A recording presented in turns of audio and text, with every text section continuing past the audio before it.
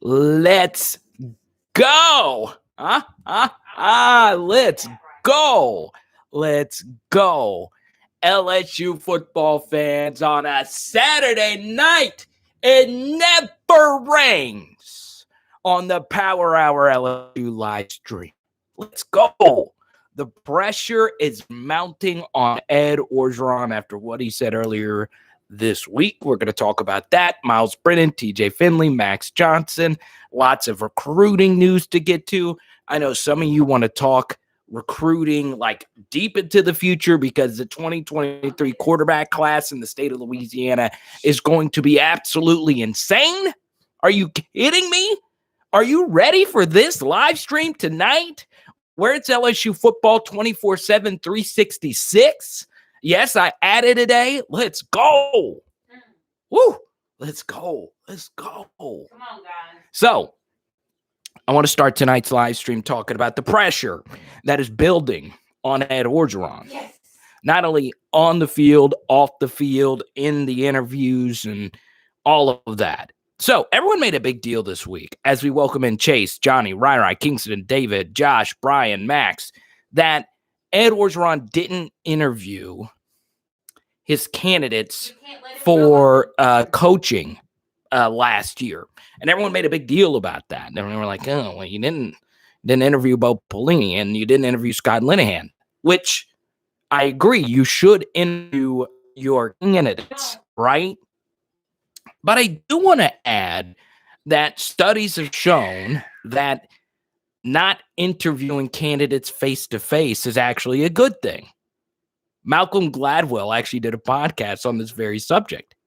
It doesn't necessarily mean a candidate is going to work whether or not you interview. There is no science that says interviewing a candidate is the most important thing when it comes to hiring a coordinator.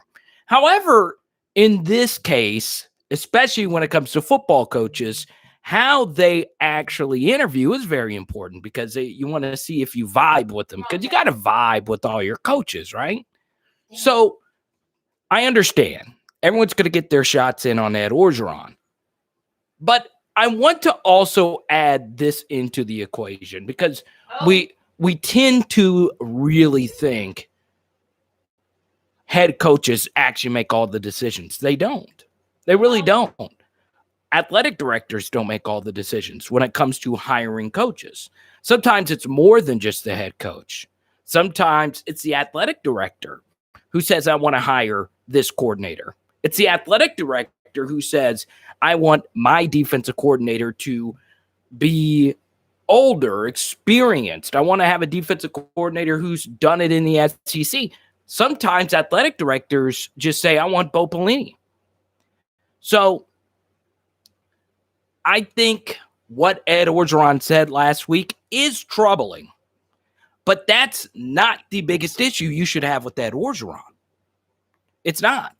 The biggest issue you should have with Ed Orgeron is all this off the field junk that was brought up this week, and on the field, how he has not done a great job coaching this team. Now, in 2019, he couldn't have done a better job. But in 2020, we didn't make adjustments game to game. Game to game, we never made adjustments. We kept playing the guys that were struggling every single game. We kept running the same plays every single game. We never fixed our pass protection issues. We rotated way too many wide receivers and running backs, and we kept doing it every single game. We kept giving up a ton of deep plays every single game. So, yes, you should vet your candidates, and he should have done a better job of doing that very thing.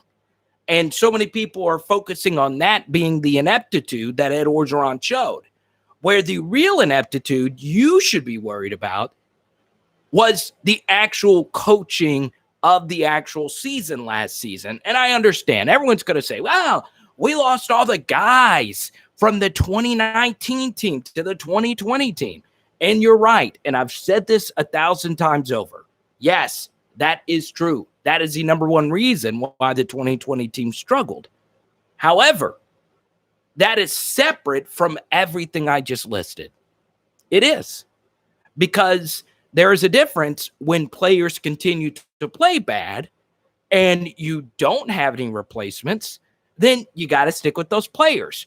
But that's the beauty of college football. When somebody stinks, guess what? Even if their backups are super inexperienced, even if their backups struggling in practice, the backups are all 4- and 5-star recruits.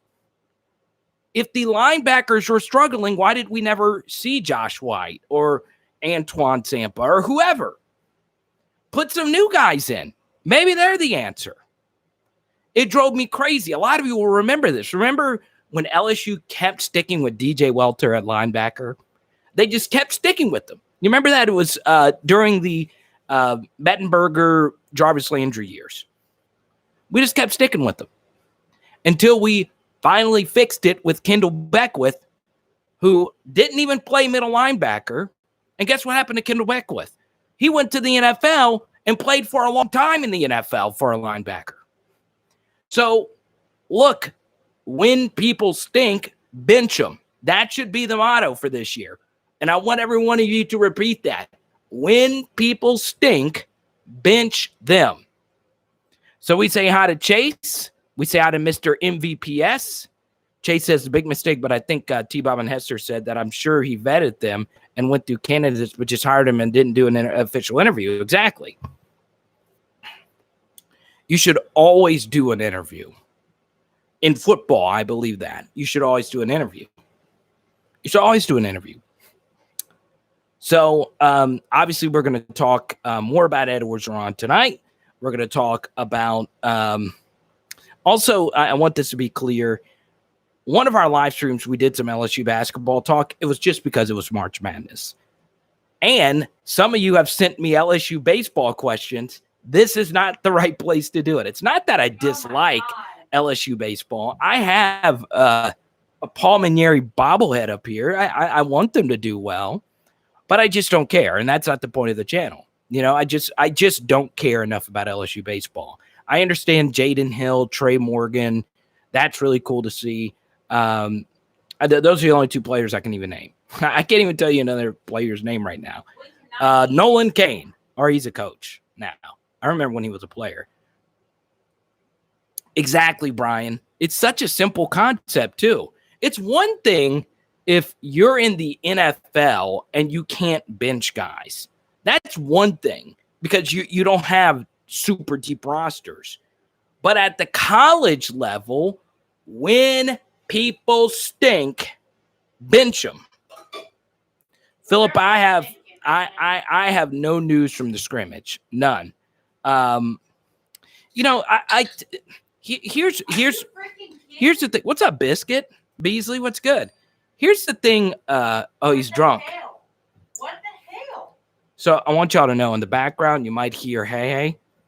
She is a huge Arkansas fan, and they are currently playing right now in March Madness. So if you hear her yelling, I don't care if they hear me. No, I don't care if you yell either. Trust me. A lot of LSU fans. Yeah, exactly, DBU7. No baseball on this channel. You'll never hear me talk baseball. Sorry. Now, I will tell you this. I'll talk Jared Mitchell all day. I'll talk Jared Mitchell all day. I'll talk Chad Jones all day. That qualifies. Spencer Ware. Not Mohampton anymore. Oh, right with our first super chat. Maybe we got a super chat. Does that make you feel better? Are you kidding? Shut up, Carter. I'm not talking to you. She's not happy right now. In Harrisburg? You're in Pennsylvania? Right. What would you like to talk about, my man?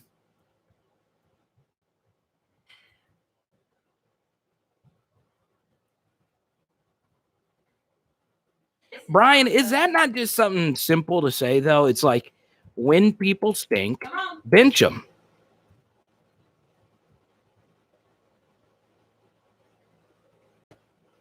Who took his time out? I better not mess with Davis. I will mess them up. Maybe I know you love Davis. I love him. Hattiesburg. You ever been to Hattiesburg, baby? Several times. She said several times. I go through it all the time going to Aunt Tiffy's house. Leave me alone. Oh, when we go down there, we can go meet up with Beasley. He said he's got the hookup. So Riot is still your super chat, but we go to Chase, baby. We got another super chat. Let's go, Riot.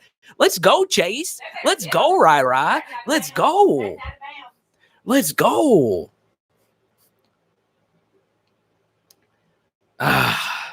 Which running back will emerge as a starter in your opinion? This is my favorite question. Does QB affect the decision? Like if Myles wins, does RB need to be the best blocking back? That's such a great question, Chase. You know, one thing I feel comfortable with is Jake Peetz, who is the quarterback's coach, is also the running back's coach. And one thing, and I was thinking about this yesterday. So we tend to forget, as great as Kev Falk was, and Kev used to be our backdrop until Joey B took over.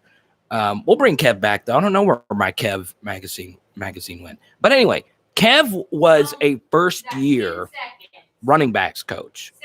And Rai, by the way, get your topic ready because we're going to go to you, Rai, after we're done with Chase. So the first thing is Kev Falk never was a running backs coach when he took over the job, if I'm not mistaken. So, you know, that's one thing to keep in mind. The second thing to keep in mind is, well, he never was a running backs coach. It's different to play the position and coach the position, okay? So last season, not only did the running backs struggle, they had a weird rotation. Now, here's the thing. I don't know if Kev Falk, communication is different offense to offense. I don't know if Kev Falk has final say on which running back goes on the field. I would love a reporter to ask those type of questions because that helps us out understand who's in control of the running back rotation. I would think it was Kev Falk because he was the only thing that changed outside of Clyde leaving from 2019 to 2020. So that's the first thing is Jake Peetz.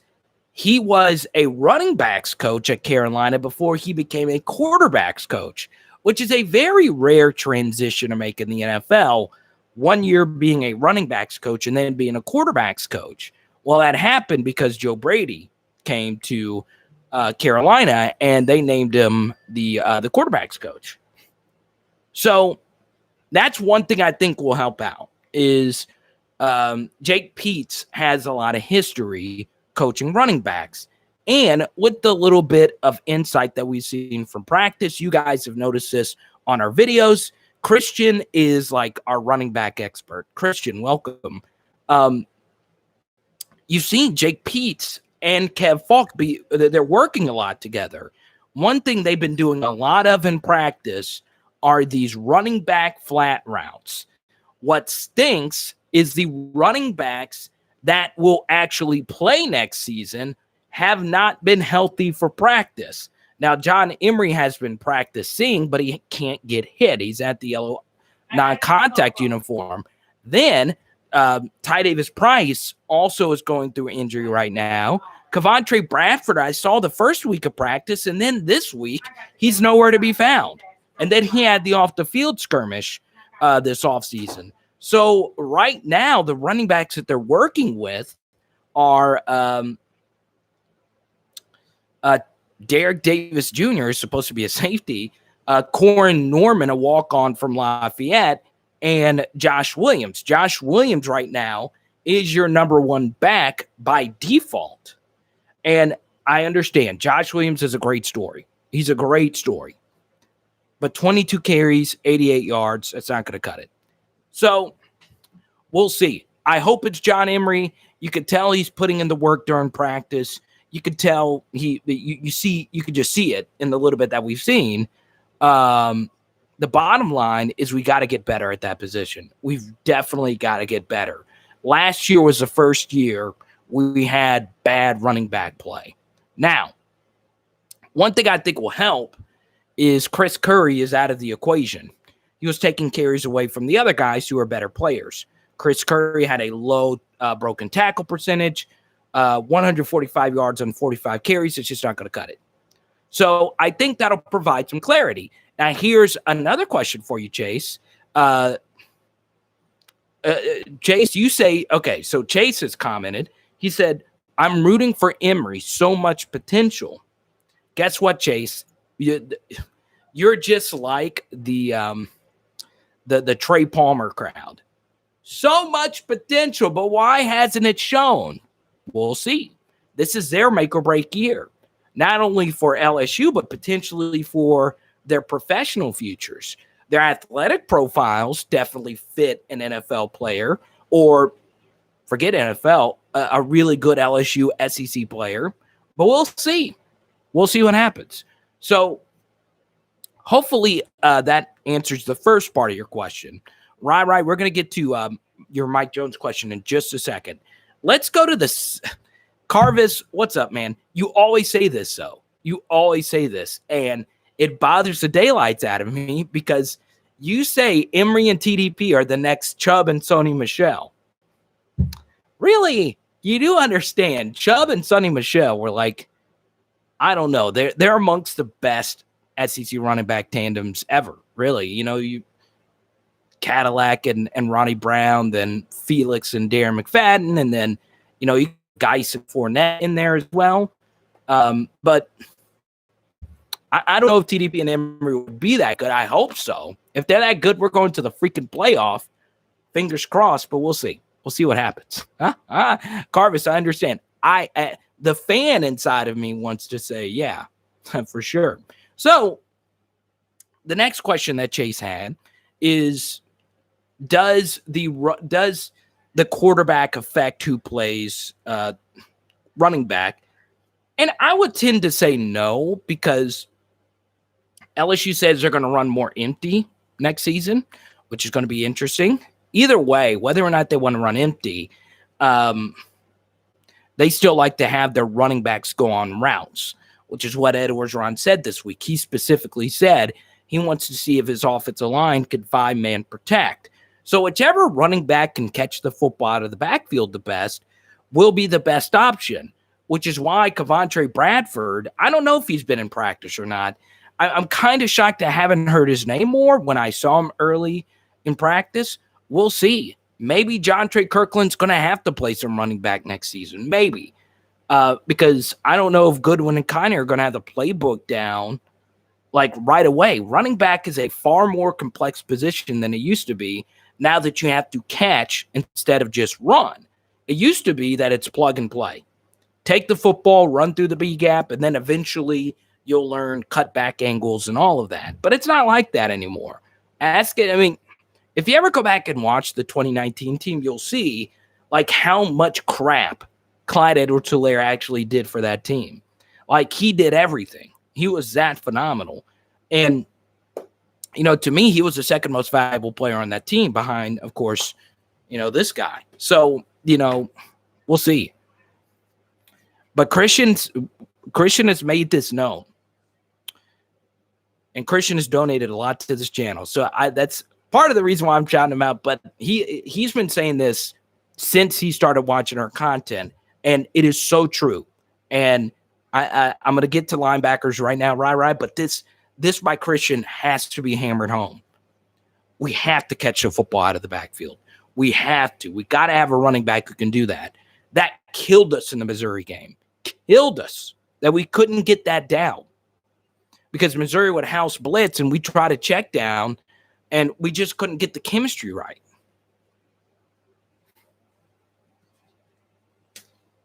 So let's go to linebacker.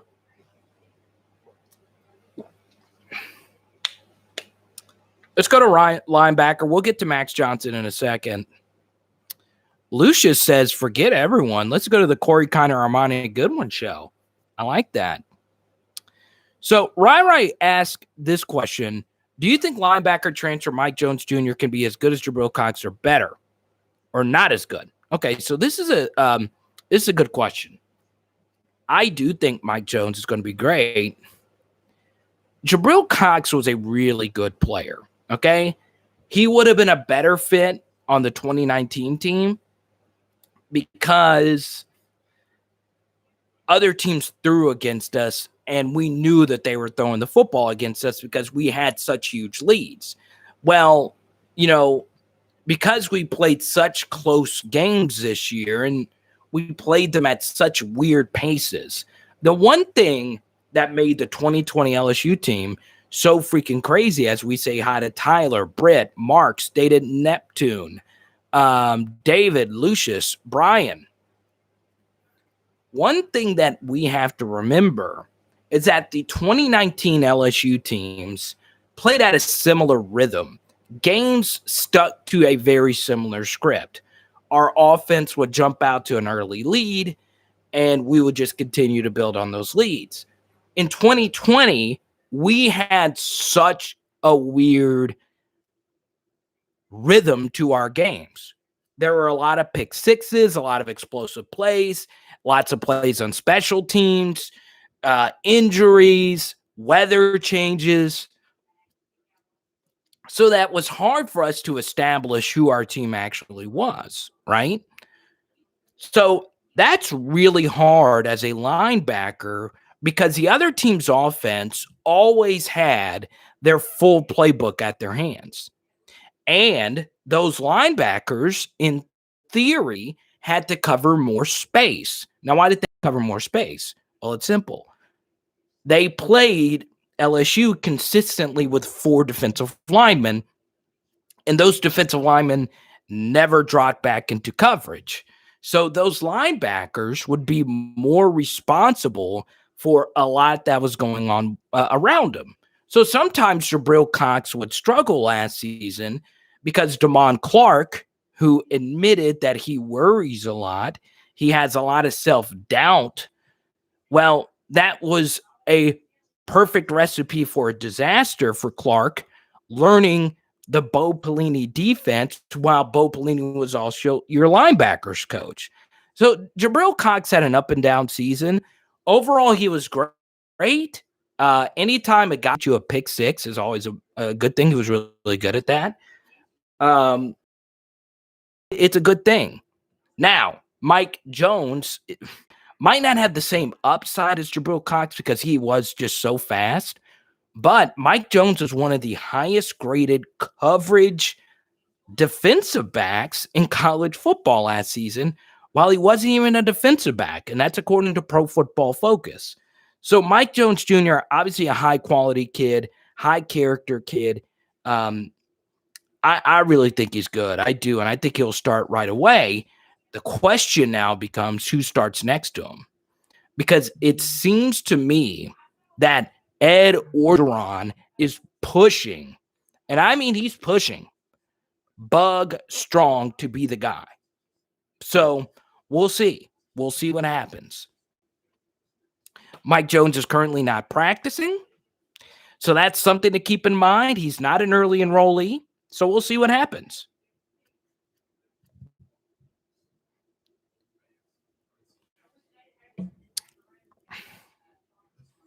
He is looking good. Kane, what's good? What are you bored about? Huh? Desmond, thanks for the 20 spot, man. I appreciate that. What would you like to talk about, Desmond?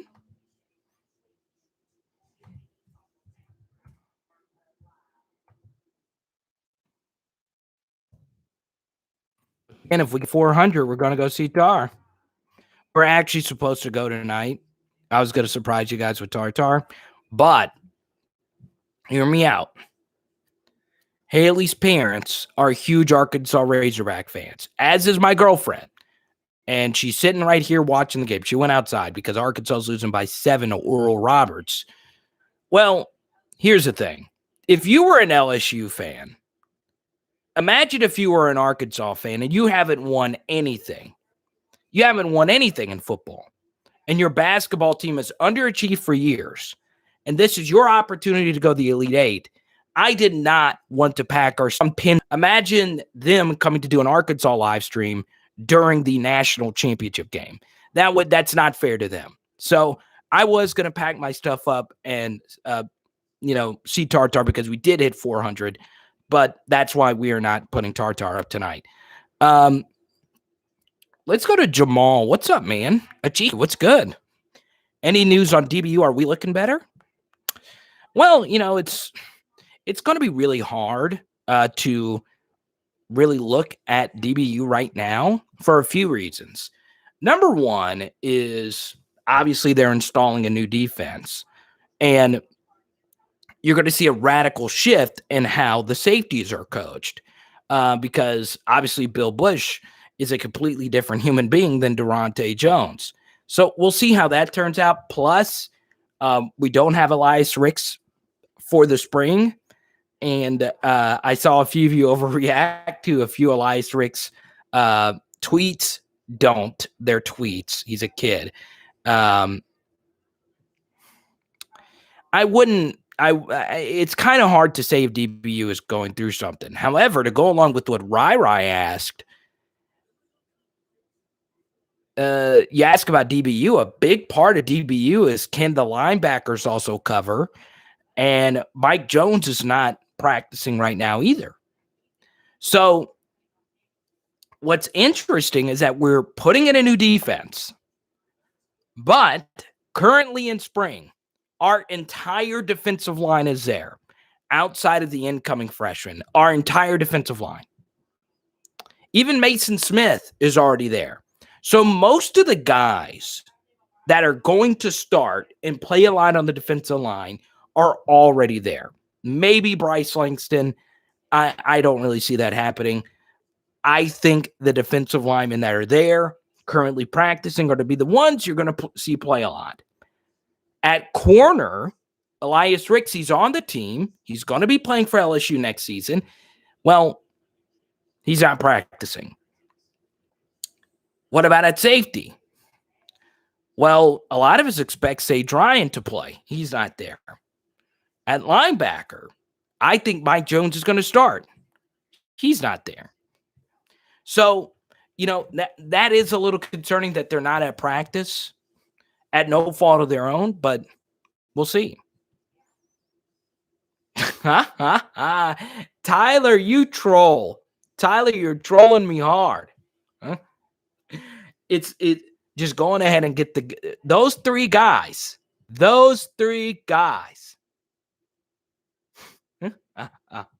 Every live stream. John Emery, Cardell Thomas, Eric Gilbert. Those are the three names. Now, John Emery is doing all the right things. We expect John Emery to play a lot. Cardell Thomas, I think that ship has sailed. I think it sailed. We'll see. But notice it was Ed Orgeron who said Anthony Bradford is the guy, not Cardell Thomas. And those two came in the same class. One of those was the 260th ranked guard in the country. The other was the 90th ranked player in the country. Which one is making noise? Well, neither one of them have played. Let's see.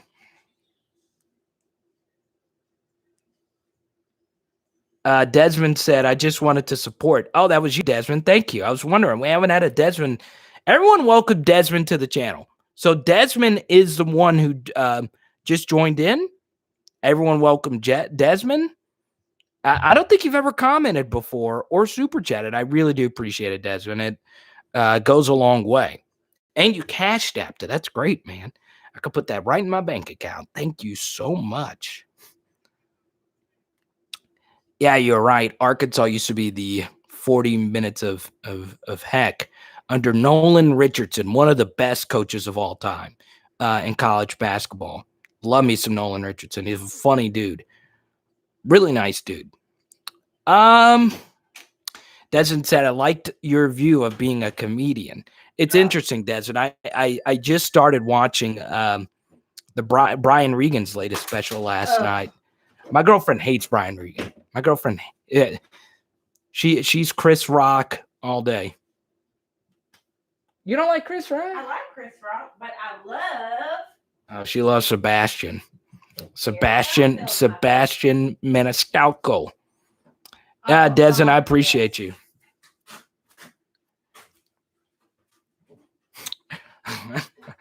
I want to do a Sebastian impersonation.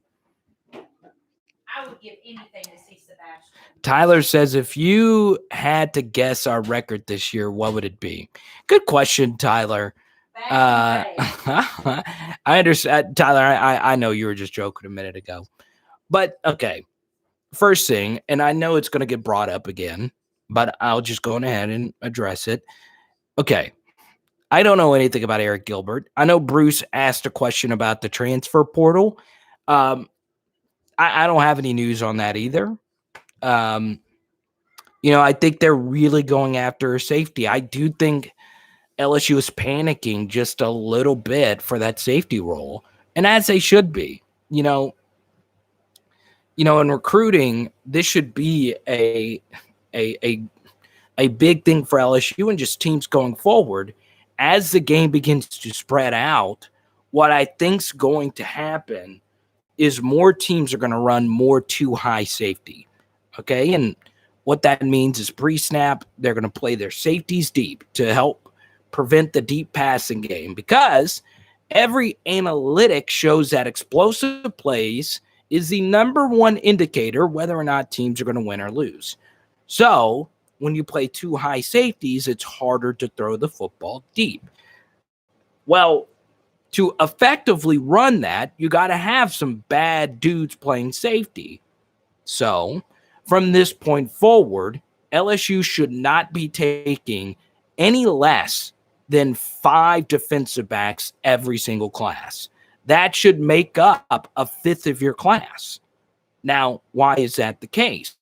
Well, let me ask you this question. How many times during the 2017 season did you see one of our defensive tackles, Fihoko, Lawrence, Shelvin, make a huge play? Okay? Now, they were really good. They were really good at what they did. And the LSU run defense was really good.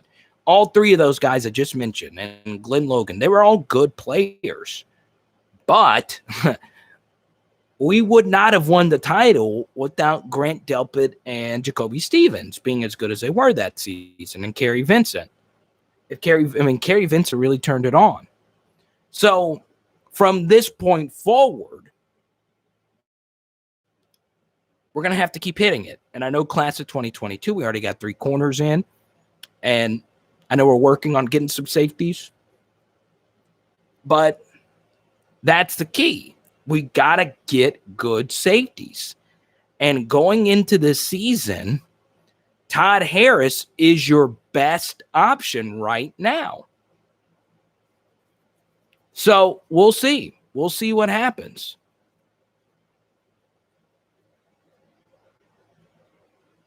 Oh, Desmond, you lucky duck. You saw Chris Rock and Dave on stage together? I've heard about that. That's legendary stuff. So Tyler says, if you had to guess our record this year, what would it be? This is what I always say. College football is random. Your record can greatly change with the throw of a shoe. You saw it this season. So that's all it takes to win or lose a game. However, with those statistical throwing shoe anomalies or whatever, the one metric I would think, and the bare minimum amount of losses or wins, would be 9. A 9-4 season is the bare minimum. I think that includes the bowl game. I think anything less than 9 is not good. I think it's not good. Okay? C. Rogers, what's good? Carter, I just got on, heard you say something about off-the-field issues this week. There are no off-the-field issues this week. What I was mentioning earlier was the Darius Geis hearings earlier this week, which is not a good look on the program. Here's all I'll say about it, okay?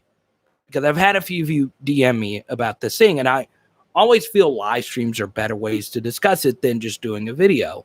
The reason why that is such an important lesson is from this point forward, there should be no reason to ever, and I mean ever, cover up anything for any certain player. If any certain player does something criminal off the field, get rid of them. It doesn't matter how good they are. Get rid of them and lose all contact with them. And the more a player causes a distraction, the more you need to get rid of them. So if they do something criminal, get rid of them, okay? Obviously innocent until proven guilty and all that stuff, sure, okay? But you've got to move on from certain things. You've got to have better insight on certain things about this. So that's all I'll say about that, because I don't know the details. I don't want to get into the hearing itself, but it's very important. You don't need crappy people in your team. You just don't. You especially don't need a crappy person to be your head coach again, like Les Miles.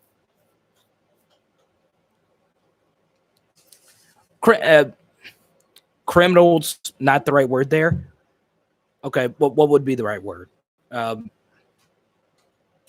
If someone does something criminal, you should get rid of them, okay? You don't want bad people on your team. If you do something morally wrong, if that's better. If they do something morally wrong, get rid of them. Nobody's worth it. Nobody's. We're under a tornado watch? Yes. Oh, my God. Just FYI.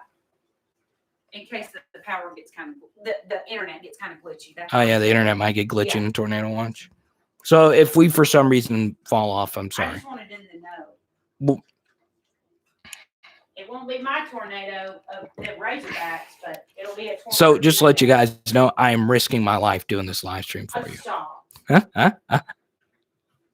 Illegal. That's not the right. You're right. It's not the right. Anyone doing illegal activities. There you go. Criminal, illegal. If you do something bad.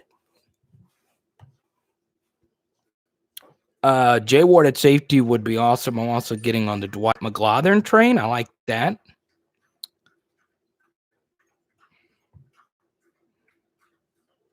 Christopher with the random question. You got to super chat these these hypotheticals, because they're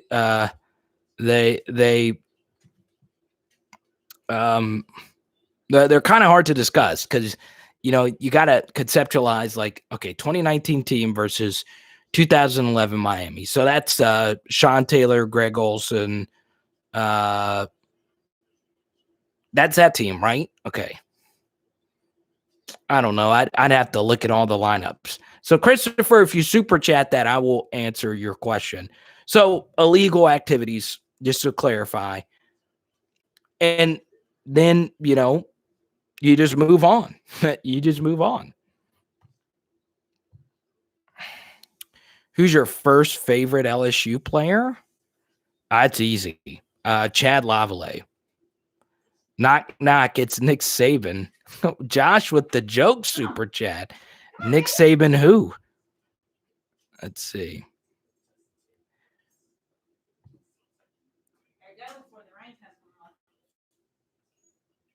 Troy, what's good, man? I just try and keep it real, man. Look, I'm an LSU fan. I'm also a realist, and there's Troy. I just try and be as honest as I possibly can, because we care so much about this team. Okay, Kane. No, I agree with you. There's obviously more nuance, but especially in the case of Darius Guice, LSU should not have continued to act the way that they did. Let's see, who's my starting linebackers? Well, I think Mike Jones is really good. Oh God, now my baby's doing the who Mike Jones. I wish his name wasn't Mike Jones. And I know I made the joke with them when I was doing radio for Clemson. Everyone say, hey. We're still not at 50 yet for Bug. Let's see. Yeah, Troy, but I no. I can do it if they're playing. They're playing. Arkansas's playing. I'm an Arkansas basketball fan, but I'm an LSU what? Football fan. Hello. Look at that. Brit said hi. Who?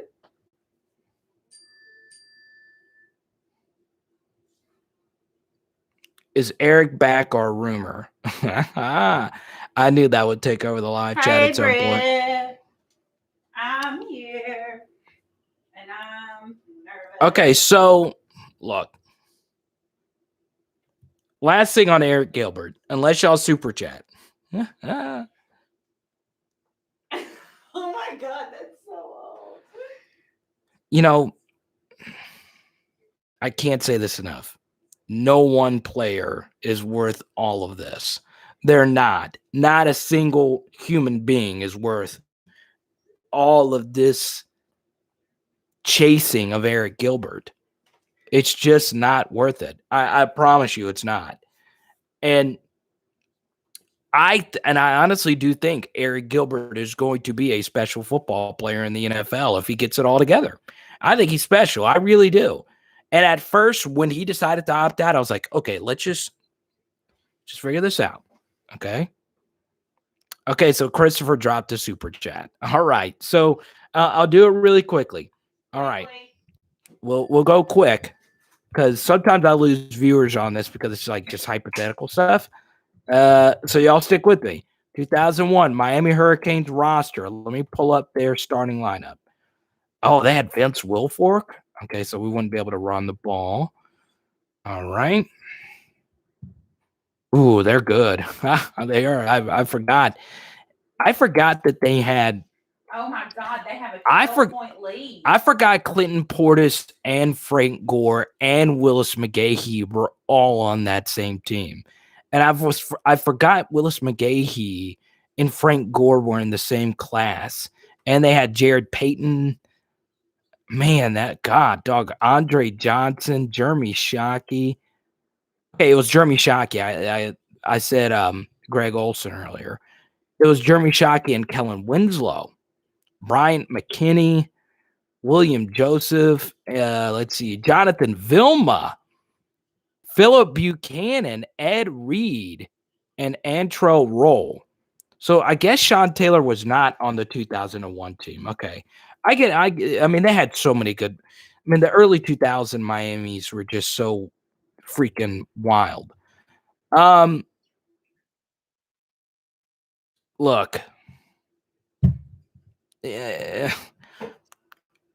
What was the field, Christian? You said earlier, Mercedes-Benz Stadium in Atlanta. Okay. So. Baby, you want your punch real quick? Yeah, you can grab it. Thank you, baby. You're welcome. Thank you. And we got a little bit of drive-through daiquiri left. It's leaking. Hmm? Look at all that sweat. It's just drip, baby. That's not leak. Well, you made this punch strong. Did I? Everyone's going to think this is an alcoholic beverage. It's not. No, it's just unsweetened tea. It's unsweetened tea and Starburst mix. This is alcoholic because I went to Louisiana today and got a drive-through DAC. Peach is his favorite, so I made sure to get Peach so he could drink it. Oh, I'm having Rotolos tonight too. Mm-hmm. Okay. So I'm still going to give the edge to I'm gonna say the rest for you guys. I'm still going to give the edge to LSU, and the reason why is that 2001 team probably has more talent overall, especially knowing what they did in the NFL. Well, I'm not sure because, if Grant Delpit gets healthy, I think he's going to have a good pro career. I think, Patrick Queen's obviously going to have a good pro career. Jacob Phillips, they're all super young. So,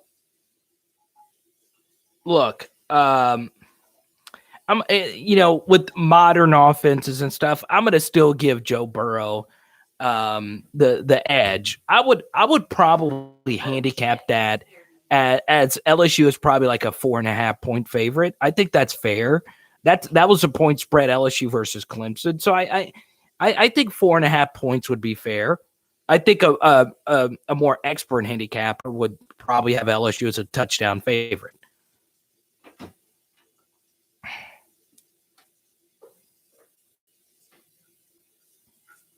Let's see.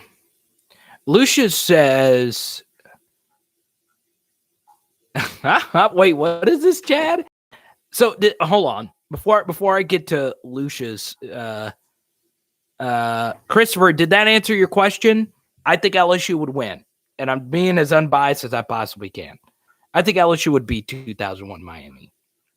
Let's go to Chad, and then we'll go to Lucius. I'm in Virginia, and we cooked some $7 a pound crawfish. $7. How were they? That is obscene. Do you remember when crawfish was like $2.50 a pound?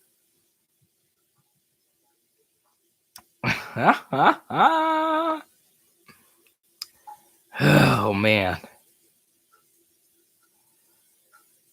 I agree, Rai. You got to worry about, and I don't want to sound like, like get off my lawn kind of guy, but the newer generation, you gotta buy in. My buddy Aaron Torres had a really good comment. Aaron Torres is a good friend of mine. He's a Fox Sports Radio host, and he's one of my closest friends. And Aaron made a point, and this really blew me away. And I know it's a completely different sport, but so Villanova versus Baylor. Okay, there was 8 redshirt freshmen on the court at once, or 8 players who had redshirted. Okay,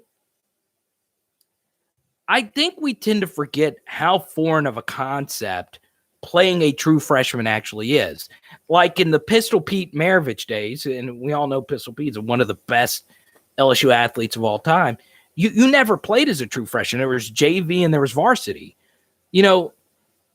There is a certain thing you learn whenever you have to wait, whenever you're told no, whenever you're told you're going to have to work before you actually see the field, because you work harder than you've ever worked before the first time you're told no. And I'm telling you, part of the Eric Gilbert issue is that once he stepped on campus, he got the single-digit number. He got the starter's role over Jamal Pettigrew, who is a 4-year grinder on special teams. He got everything. And it was immediate, as it should have been. He was the best tight end on the team. But maybe it's not always a good thing. It's not always a good thing. There's something to working for it. For instance, this channel, I think every day to when I had pre-100 subscribers. I never thought, I always had self-doubt, even when I started as a stand-up. There is something whenever you have that first bit of struggle. And that's part of the reason why, I'm super high on like Justin Fields. Justin Fields, he didn't win the job at Georgia when he should have. He should have beat out Jake Fromm. And they still almost went to the college football playoff. And he was told no, went to Ohio State, probably wins a Heisman if Joe Burrow wasn't Joe Burrow. So, who ironically left Ohio State, and the same thing's kind of true for him. So, most great players don't have linear success. And the ones that do, like they go to a school, they go to a good program, they immediately start, they don't have to work for anything, and they get to the next level, they begin to struggle. Sloppy. So we'll see. Sloppy. It's sloppy. What are they doing? Yeah, Ben, the Zion Williamson type is rare. That's super rare. He needs to shut Very up. lucky to have Zion. Here, Mama. But crawfish, $7 a pound. Where? My Lord. Chad in Virginia. $7. Oh, we got a foul, baby. Good for y'all. But yeah, to be honest, I feel if he isn't committed, bro, I'm from Athens, Mariota. It's literally 3 hours away. Find his home tickets easy. Solution agent wants to. Yeah, exactly. Chad, okay, Chad with another donation. Look, we're getting close to Booger territory. We're getting close. We're getting close, folks, to Booger. One more treat. You get one more treat. Okay. You want more treat? Oh, Leonard. Babe, Leonard just comes into the live chat and says, well, I get my crawfish for free. Oh, look at you, Leonard. Look at you, Leonard. Look at you, Leonard. Look at you, Leonard. Leonard.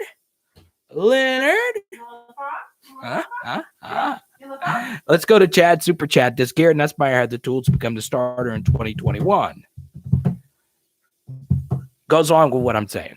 Even if he is the best quarterback in practice, tell me this. Who is the last great quarterback that started as a true freshman? There's not many of them. It's very rare. Okay? One of the worst things that happened was Bo Nix starting as a true freshman. Hurt his development. Because, one thing you're playing high school football.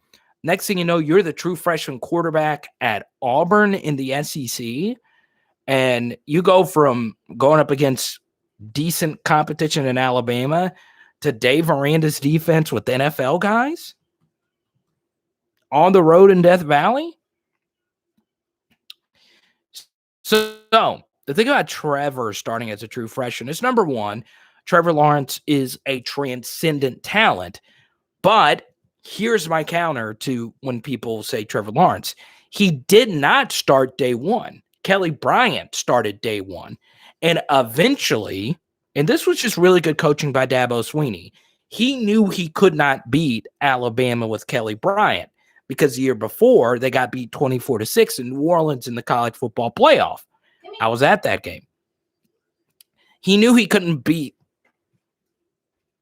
Alabama with Kelly Bryant. So what he did was he allowed Kelly to start the first 4 games and then benched him, which allowed him to go to Missouri, transfer, and then it was the Trevor Lawrence show.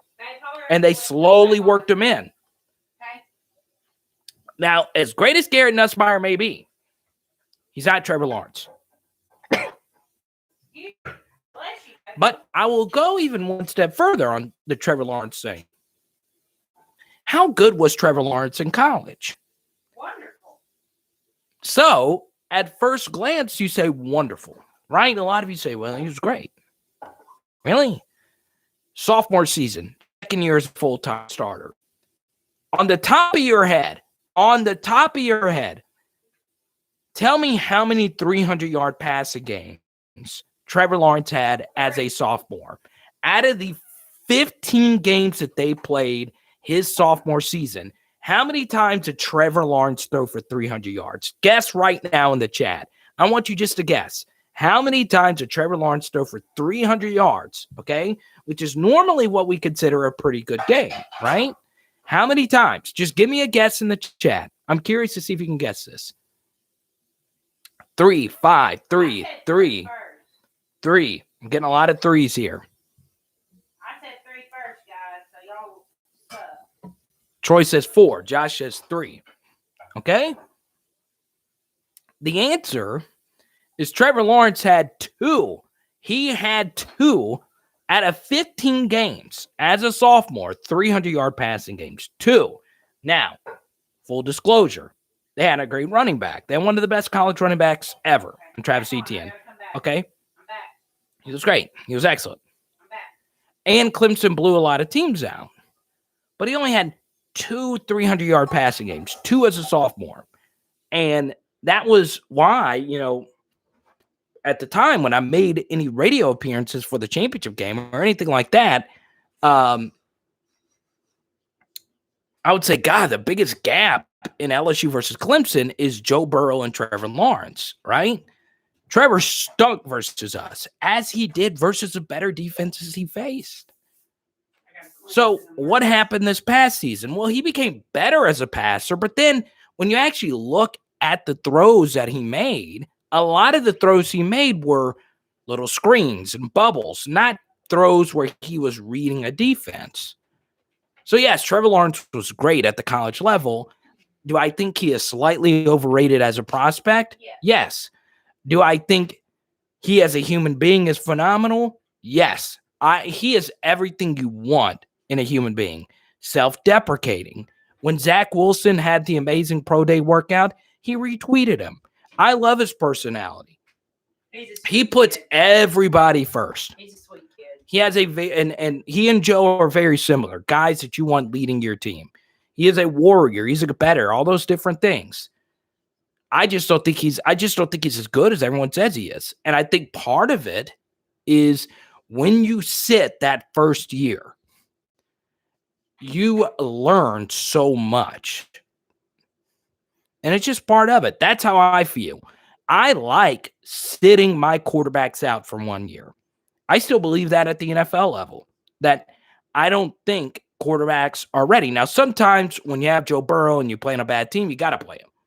Okay, Trevor Lawrence, he's going to have to play for the Jaguars. And, you got to give yourself a chance. But you have Patrick Mahomes, right? He could sit out because they had Alex Smith and Andy Reid and Kelsey and all those guys. So, yeah, I believe in not starting guys year one. Johnny says he lives 5 minutes from Johnny, where do you live, man? You know who had 300-yard games last year? Myles Brennan. Exactly. So, and look, 300-yard games aren't the barrier for success. You can have plenty of great games without throwing for 300 yards. But just for comparison's sakes, and that was Trevor Lawrence's sophomore year. This past year, let me look up his numbers. Maybe it's a 4-point game. Let's go. I'm cheering for the Hogs. I want them to win. And I know that's kind of weird for y'all to hear, but, I grew up in Arkansas, and you got to keep this in mind, all right? My best friends lived there, okay? So think about all the pain. Think about all the freaking pain that Arkansas fans have to go through and how lucky we have and how lucky we are that we're LSU fans. So Trevor Lawrence obviously had a way better year this year. He had 1, 2, 3, 4, 5, 6. He had 6 300-yard games in 10 starts. So obviously, he was way better this year than he was the year before. But still.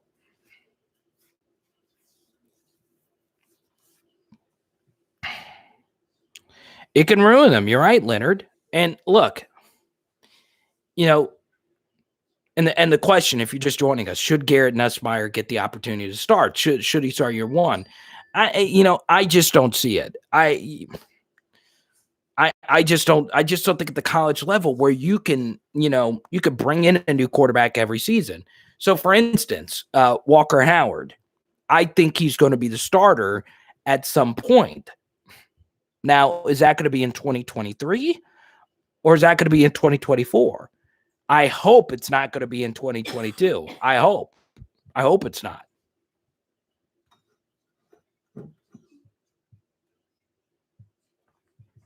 And that's the kind of strange thing about Walker Howard is that he's one of the rare high school quarterbacks who didn't start as a sophomore. He had never started a varsity game until this year, and he was already committed to LSU before he even made a varsity start. Other than Bama, I always root for the SEC team. I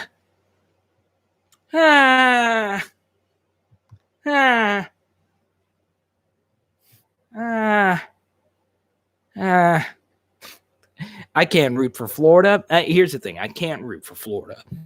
I can root for Georgia. I can kind of root for Auburn. I'm down for rooting for the Mississippi schools. Can't do Florida. Florida, no. Sorry.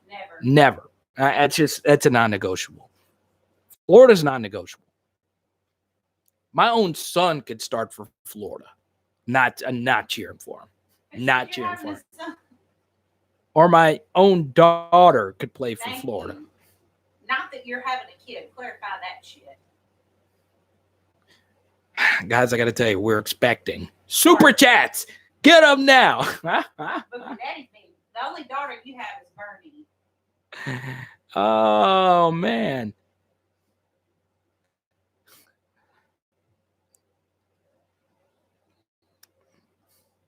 Yeah. I think Bo Nix was kind of ruined by that.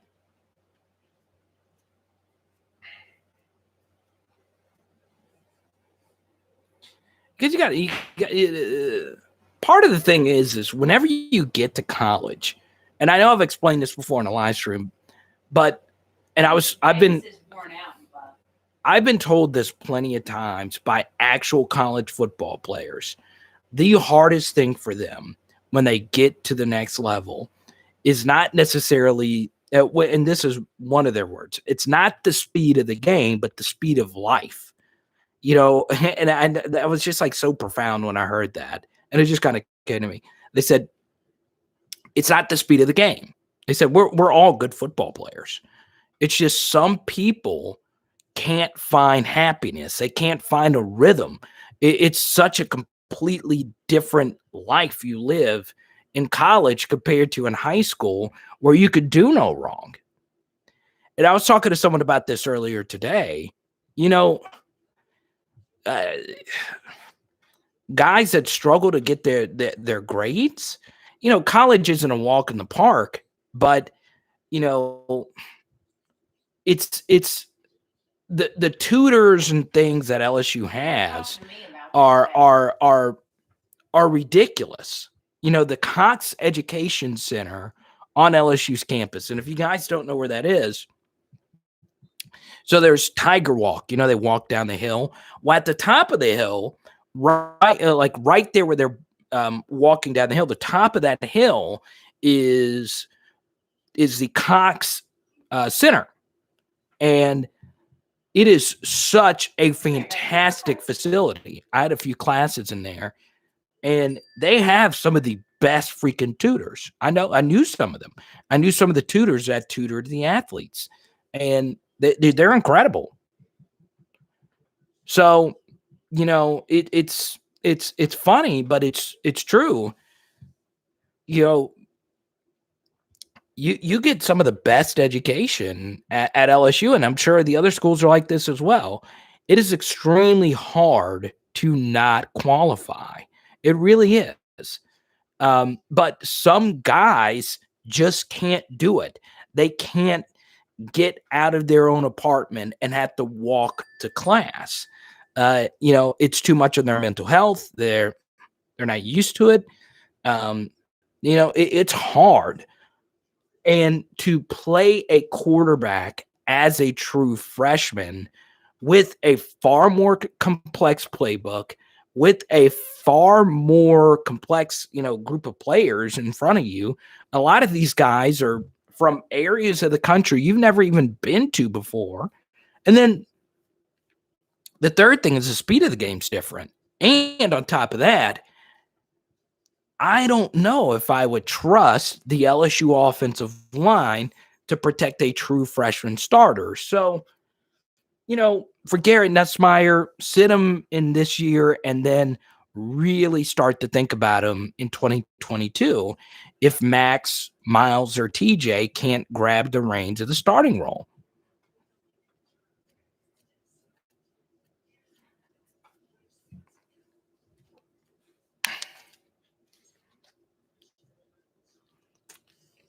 We're close to Booger time, Johnny. I think we're about $10 away from Booger. Well, they're going to have to wait till the game's over. So, where are you going next? Now, Booger, She wants me to hold her. Hold her tight, please. You know she doesn't like it. I've been very quiet. Shh. My girlfriend is a nervous wreck right now. Let's go Hogs. Huh? LSU forever #1. That's right. You know what? You told me at the beginning of our relationship I had to pick one or the other. I picked LSU football, and I picked Dallas Cowboys. So you can pick Arkansas basketball for me tonight. I'm cheering for the Then Hogs. shut up. You guys got to understand. Could you imagine an Arkansas live stream to the next of you watching LSU versus Clemson? I've been very quiet. I know, that's what I'm saying. You're the MVP tonight. Always the MVP. What the hell are you talking about? Well, you're not the MVP, but Bug's the MVP. Bug's the MVP. Aren't you, Mom? Everyone knows Bug's the MVP. Eric's not in here tonight. He must have a date night or something with his wife. Right, Mom? What are the rules on sending videos of practice and playbooks if they're not on campus yet? I don't think there are any rules, Bruce. Once again, nothing can really replicate you being there. And, this is just the truth. Danny! Danny got us to booger territory with the 20 spot. 7 minutes and 55 seconds. I like we are recruiting well, but are taking too many pledges too early. Oh, Danny, that is a spicy comment. And Danny, here's the thing. Yeah, bring her up. So we'll get to Boog in just a second.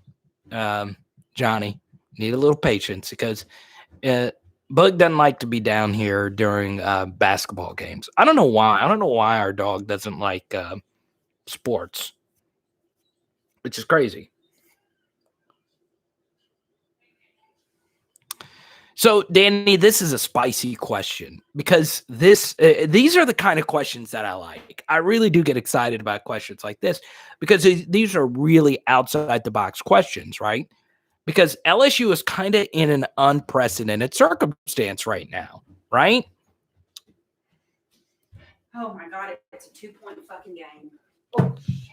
I'm sorry, babe. So the question here is, are we taking too many pledges too early?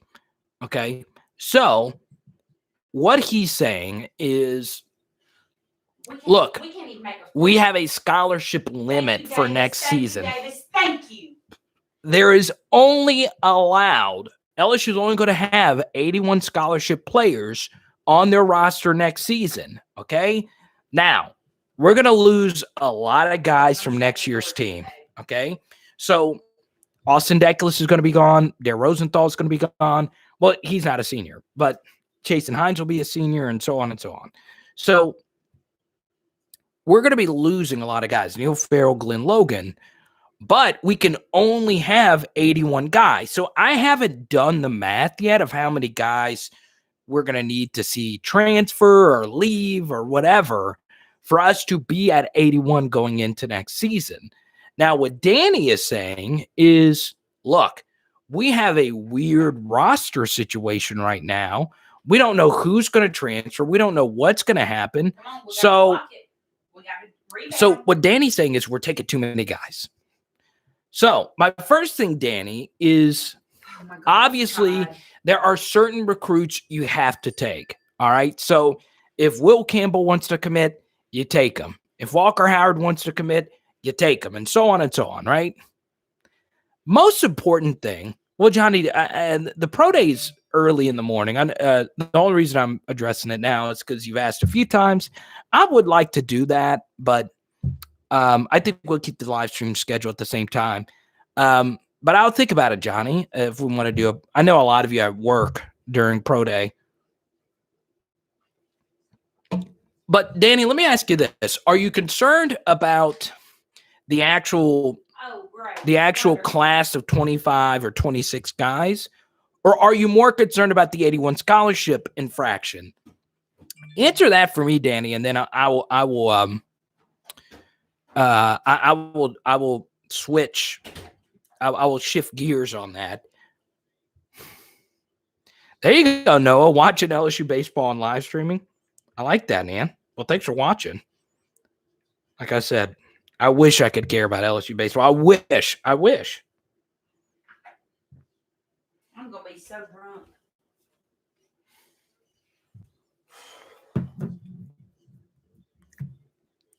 Let me see.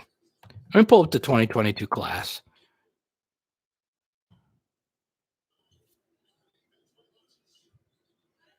We got to get those guys. That's an easy shot. Come on, Davis. Rebound. Come on. What are you doing? Let's see. Like you've got sticky fingers. What are you doing? Shit. So this is where it gets interesting. So there's 11 guys committed right now. Okay. So Danny, what concerns you? Just give me your honest answer, Danny. I like that we're recruiting well, but are we taking too many pledges early? He is pissing me off. Okay, so Danny, you're not talking about the 81 scholarships. That is something to keep in mind, though, because this roster is going to drastically change from this year to next year. Okay? Come on. And then Bruce makes a good comment here. If you offer, then they have the right to commit whenever. If you hold off and don't offer them, then many of these kids. Noah, why did you delete your comment? I'm happy you're watching LSU baseball on this. Let's see. If you hold off and don't offer, then many of these kids get offended and go to other schools. It's a very tricky balance. It's true. So these kids are like, more active and they're more in touch with coaches now. Here's the thing. Danny says we're too many 3 stars. Okay, so let's go through some of these guys. Bo Borderline, I think you have to take as many offensive tackles, especially in the state of Louisiana, and he's an LSU legacy. I'm fine with that. Marcus Scott, a 3-star defensive back. I read an interview he did with 247 today. I wouldn't worry too much about it. That's obviously someone Corey Raymond likes a lot. So I'm fine with Marcus Scott committing. And right now, those are the only 2 3-stars. Now, to your point, Danny, Jordan Allen has not been offered, and I think he commits if he's offered. If he offers, I like Jordan Allen at LCA. I know a lot of you do too. Sage Ryan, his former teammate, LCA's produced a lot of good players in these past couple of years. So they haven't offered him, and the state of Louisiana has more 4- and 5-star prospects ever. Like, this is the second most they've had since 2016, where they had 18, or they had 21. This year, there are 18 4- and 5-star players. So, for me, I think this class is fine for right now.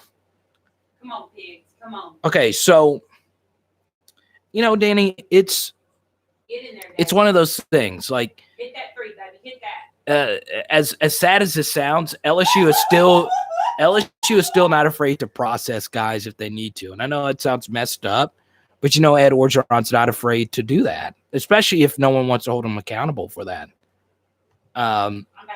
So it's fascinating. Oh my God. But on top of that, what I would also say is for the 2022 class, can they get a 5-star offensive lineman? Can they get a 5-star safety? Can they get a 5-star defensive back? I think those are the positions you're going to have to look at. Now, as far as the 2022 class is concerned, obviously the 2 biggest names in the state of Louisiana left for this class, if you factor in need and everything, is Jacoby Matthews, a 5-star safety, and then Emory Jones, a 4-star offensive guard. Now, Shaz Preston is a guy that a lot of you guys love out of St. Amand. And look, he could be that guy. Shaz Preston could be the next Odell Beckham Jr. I don't know. The problem is you already have 3 wide receivers committed. Do you want to bring in a 4 wide receiver class when you just had a 5 wide receiver class? Obviously, you take Shaz Preston if he wants to come, but, you have all these wide receivers committed. Don't nobody care about wide receivers right now. So we'll see. We'll see what happens. That's true, Mark. That's the understatement of the century. And, honestly, it has a lot to do more with who replaced him than Damian Lewis himself. But Damian Lewis was a really good player. He's a really good player. Strong dude. Smart dude. Has a really good feel for the game. 3, hit it for 2. We're going to be good. We hadn't hit 3s all night. Yeah, 3. I counted.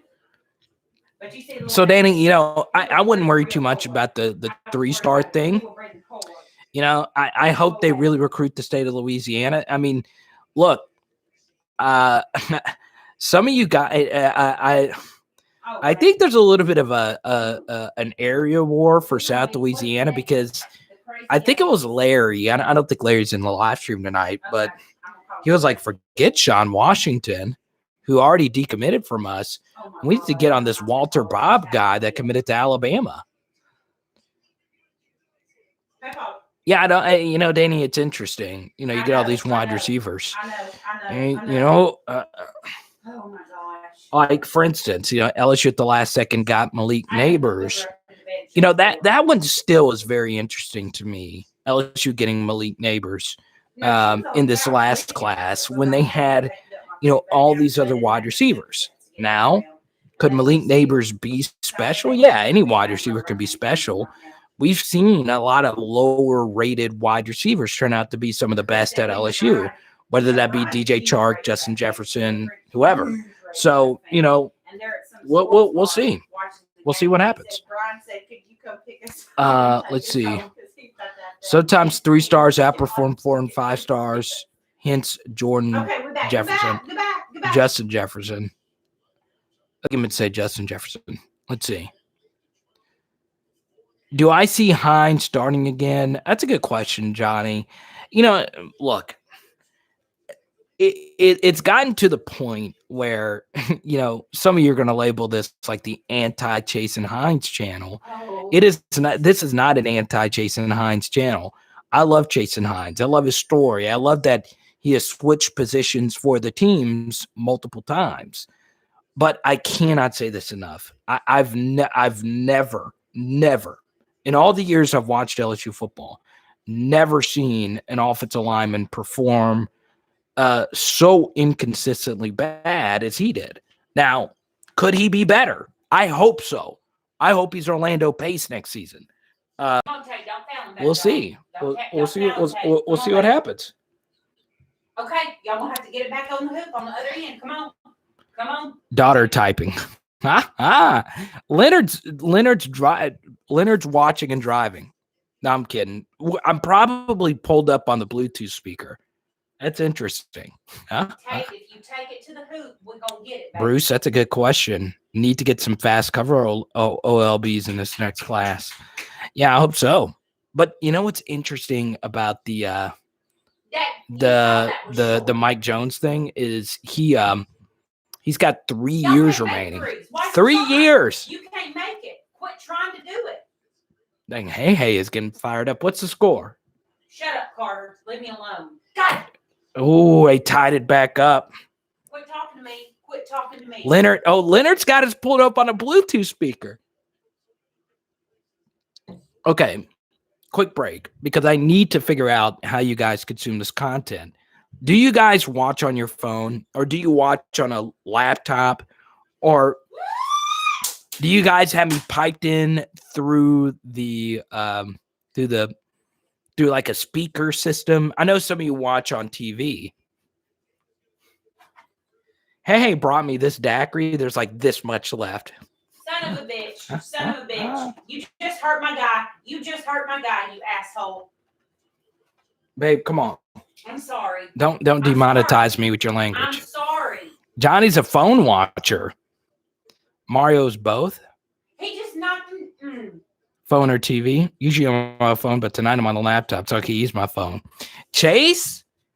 Are you on Chase, are you on Tinder? Is that why you have your phone out? Leonard says depend on the situation. I like that. Des, you're an iPadder? I like that. You gotta be freaking kidding me. Oh, Desmond, that's cool, man. So we got Des and we also got Desmond. Phone because I'm at work, at home on the TV. V-Law, you're a phone watcher? That's good. The coolest things is when you guys send me photos of me on your big screen TV. That just strokes the ego. I love that. Yes. I love it. I love it. I wish I could see Hey. Yes. Okay. I couldn't. She would kill me if y'all saw her. She was jumping on the freaking couch. Jamal. Oh, shut up, man. Shut up and go home. Shut up.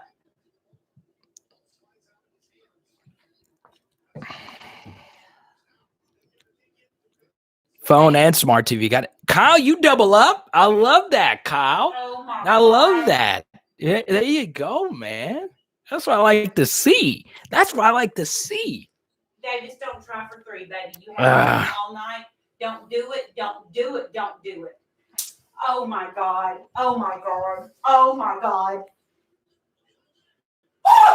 Oh, my God.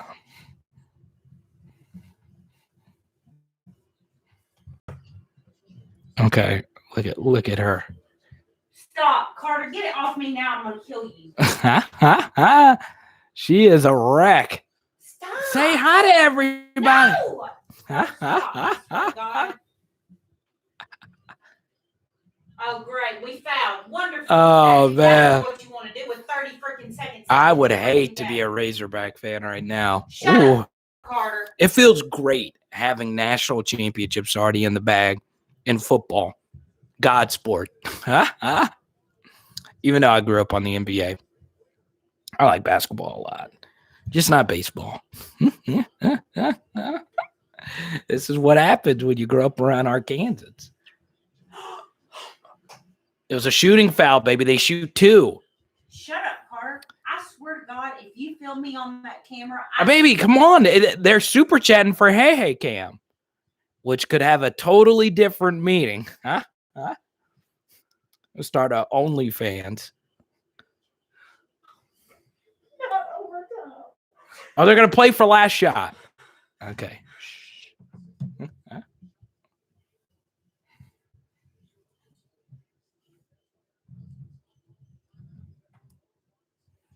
Oh, they're not calling timeout, baby. I don't know why you think you're so funny. Come on, Devo.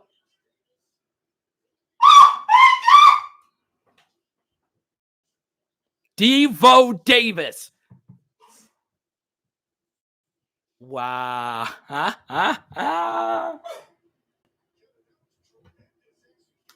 Look at that. Desmond. That's Hunter. The Hunter who? Oh, my God. That was your friend? Yes. Oh, my God. She's leaving me for some guy on the screen named Hunter.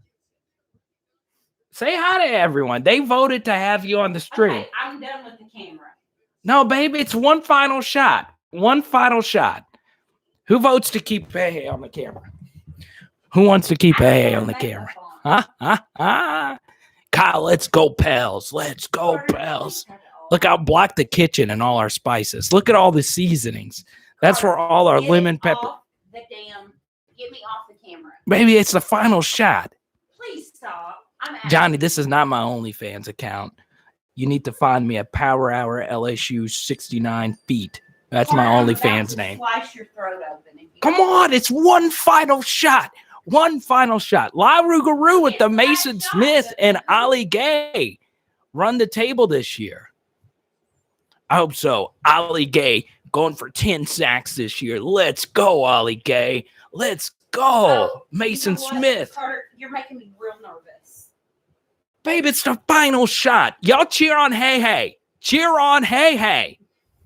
Y'all want to see all our lemon pepper seasonings? Carter, that's for all our chicken wings. They've never gotten to see it. Everyone say hi to Paris. Just dropped $20 for a Hey Hey Cam. Okay. Mo Funky, where have you been all night, Mo Funky? Oh, Danielle Musselman. I love her. Yeah, she's beautiful. She's beautiful. Girl from Magnolia. Oh yeah, she's from Magnolia. Oh, they got to inbound from under their own goal. So for those that don't know, Arkansas is up by 2. And Oral Roberts. We'll get back to LSU football when this is over. Paris, what's good, man? Paris with the $20 super chat. So I am predicting Ali Gay 4.5 sacks. They called a timeout, baby. So Ali Gay 4.5 sacks next season. Look, and my gay husband. Leave me alone.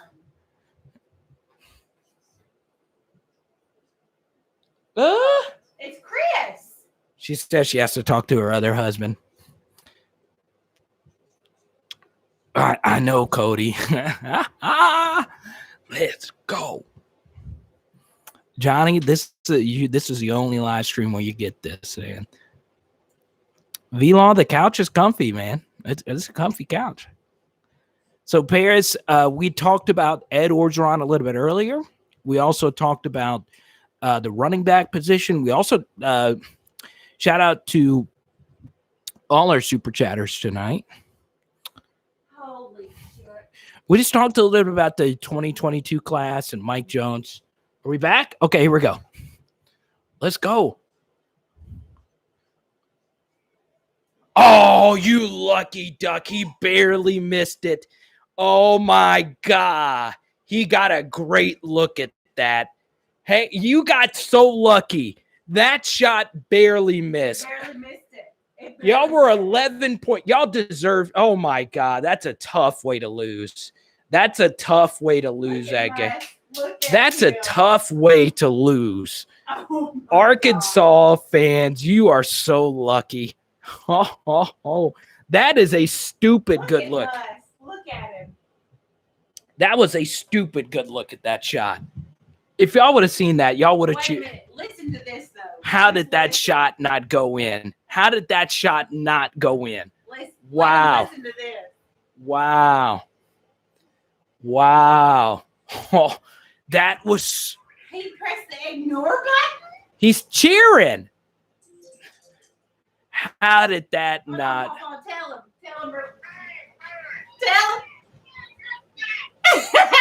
Nobody cares about that. Let the Razorback fans enjoy their one important win. Oh, he can't believe it. That was such a lucky win. Wow. Hey, that shot though, Daddy. Anyway, back to LSU football. So let's update Paris on everything that we talked about. Okay. First thing. Okay. First thing. We talked about Ed Orgeron to start the live stream. We talked about the importance Guess of what happens if next? you stink, you should go to Guess the what bench. happens next, Carter? We What? go to the Elite Eight. So everybody can shut up. No, everybody was cheering for you. They were cheering for me because you had the camera on me looking like an idiot. Just be happy on one. He had a damn camera on That me. shot should have gone in. Everybody was watching. If that shot would have gone in, the world would have ended if Oral Roberts would have gone to the Elite Eight. Yes, Mo Funky, they did scrimmage today. There wasn't a whole lot that really came from it. No, I know. Michael, what's good, man? So, Paris, we talked about that. We talked about recruiting. We talked about the running back position. We also talked about the importance of someone emerging at the running back position, especially considering everybody's hurt for the spring. And look, this was an important time for our running backs to get reps. Quarterback's going to be. Denny, we also talked about Eric Gilbert for a good little bit since he is back in Baton Rouge. So, Paris, since you are new to the live chat tonight, you get to pick our next topic. We also talked about starting a true freshman quarterback.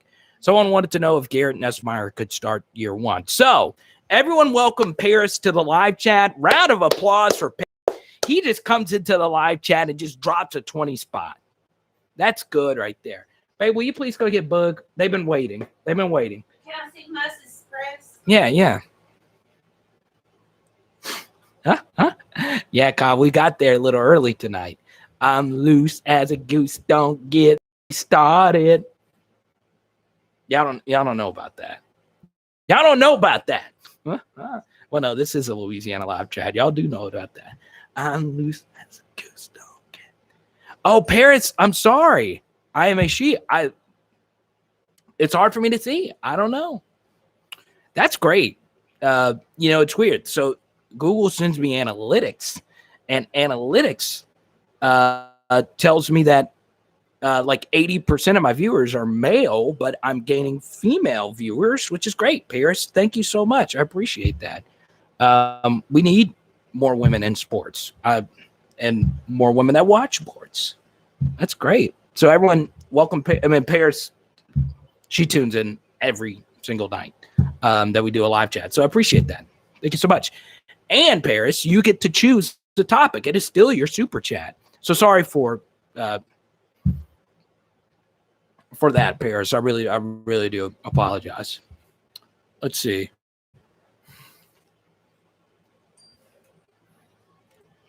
Exactly. We have Paris. We have Debbie. We have Tasha.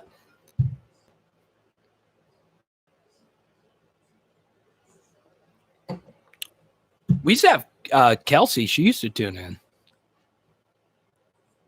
So that's pretty much everything we've covered so far tonight, Paris. But we did talk a little bit. I know this is strange. We talked about Trevor Lawrence and starting as a true freshman. And I cannot say this enough. It's kind of oh wow, Paris, your college kind of oh wow, Paris, your college graduating this semester. I want to be a sports commentator. There you go. So any questions? I'm happy to help, Paris. Just shoot me an email. powerhourlsu@gmail.com. I'll be happy to help you. Yeah, you're not the only one. There was someone else that watched. Come on. Who what? Let's see. He was in our live chat yesterday. He's from Ponchatoula. I forgot. So good luck, Paris, in your journey. It could be the next. Let's see. I'm a big Maria Taylor fan. Obviously, Holly Rose I'm a big fan. So, yeah, that's good. That's great. That's awesome. I know a lot of women in sports. My friend Tatum Everett, Kelsey Winger. I graduated with them. The former Braves. Kelsey was the former Braves sideline reporter. La Rougarou says, I believe McGlothern earns a starting spot this year. That's great. So that's good. Look, Paris, I will draw. Oh, my God. There you go, Paris. If you need to shoot me an email, if you have any questions about that. Yeah, you can't. Paris Scott's just a good name. That sounds like a reporter name. Paris Scott for WAFB 9. McGlothern is huge. He needs to be a safety. Well, in all honesty, when you go back and look at Dwight McGlothern, he did okay versus Florida. Then the Ole Miss game was kind of rough for him. He had a rough go at it. So, yeah, maybe safety is better for him. But if there would be someone that moves to safety, it looks as if that's going to be Jay Ward. So we'll see. But, yeah, he's huge. McGlothern looks huge. He looks like a linebacker, honestly.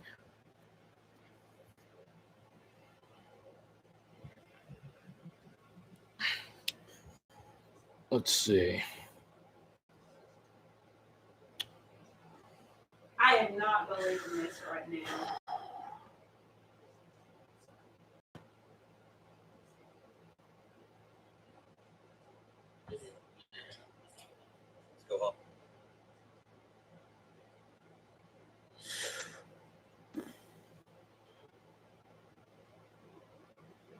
Them Hogs. I'm trying to find Noah Richardson's phone number to call him and let him know what's going on. Hold up, Carter. He didn't just do good. He was everywhere. Go watch film. Trust me, I've rewatched every game twice. He against Ole Miss, he had a rough game. He did fine against Florida. I thought the touchdown he gave up against Florida, he got away with the offensive player got away with the offensive pass interference. So yeah, especially considering he was in for emergency duty, he was pretty good.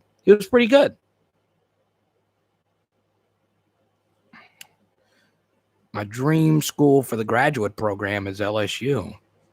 Yeah,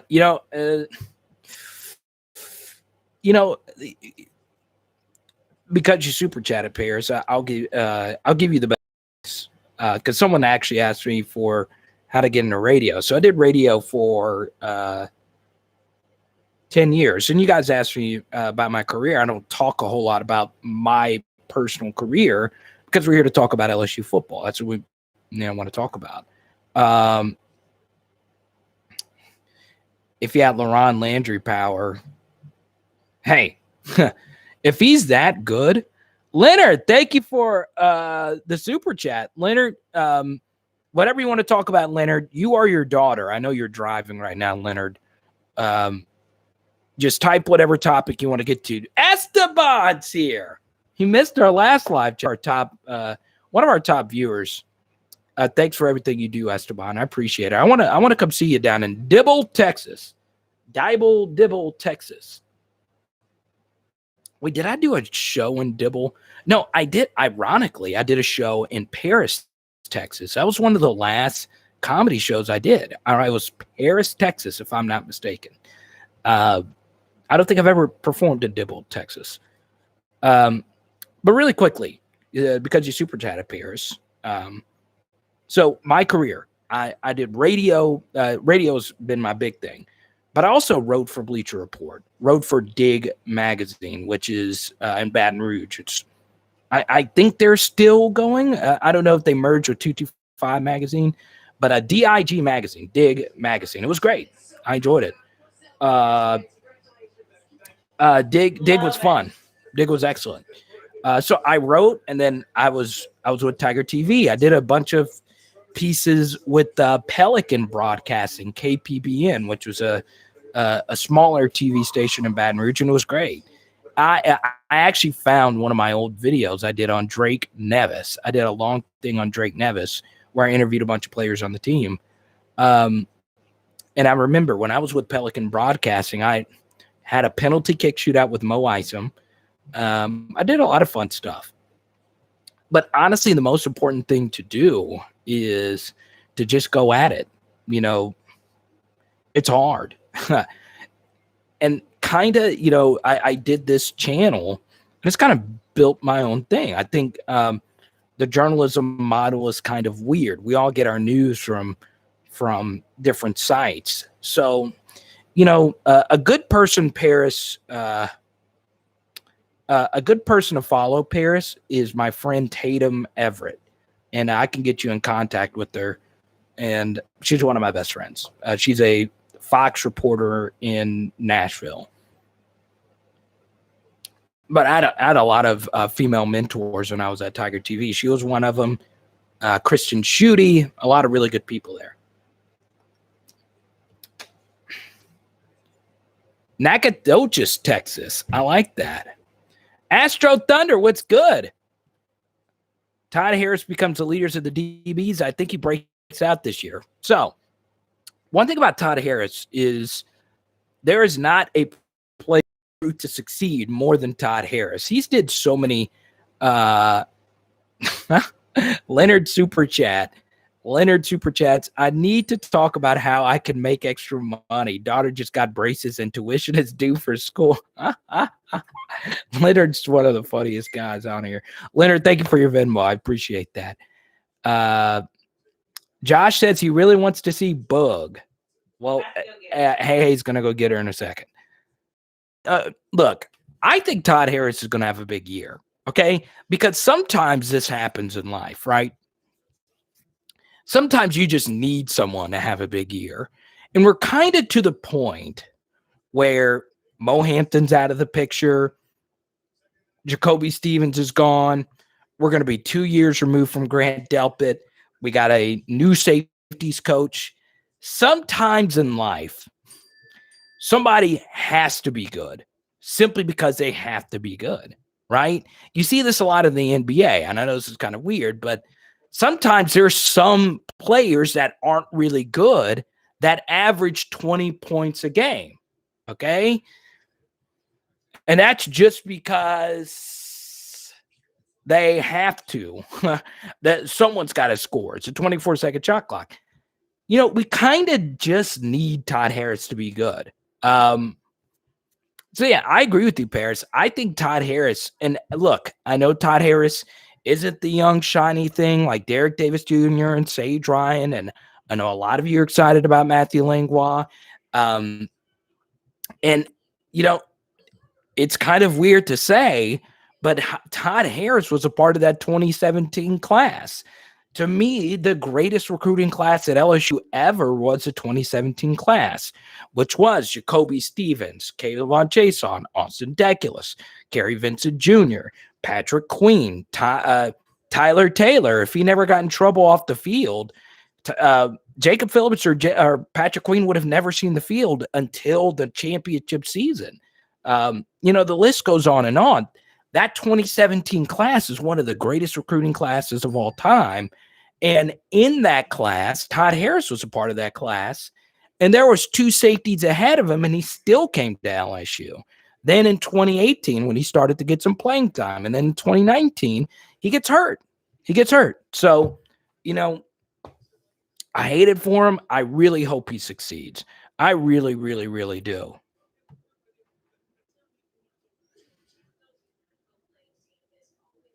I do think Todd Harris breaks out. You went to high school with Drake Nevis? That's pretty cool.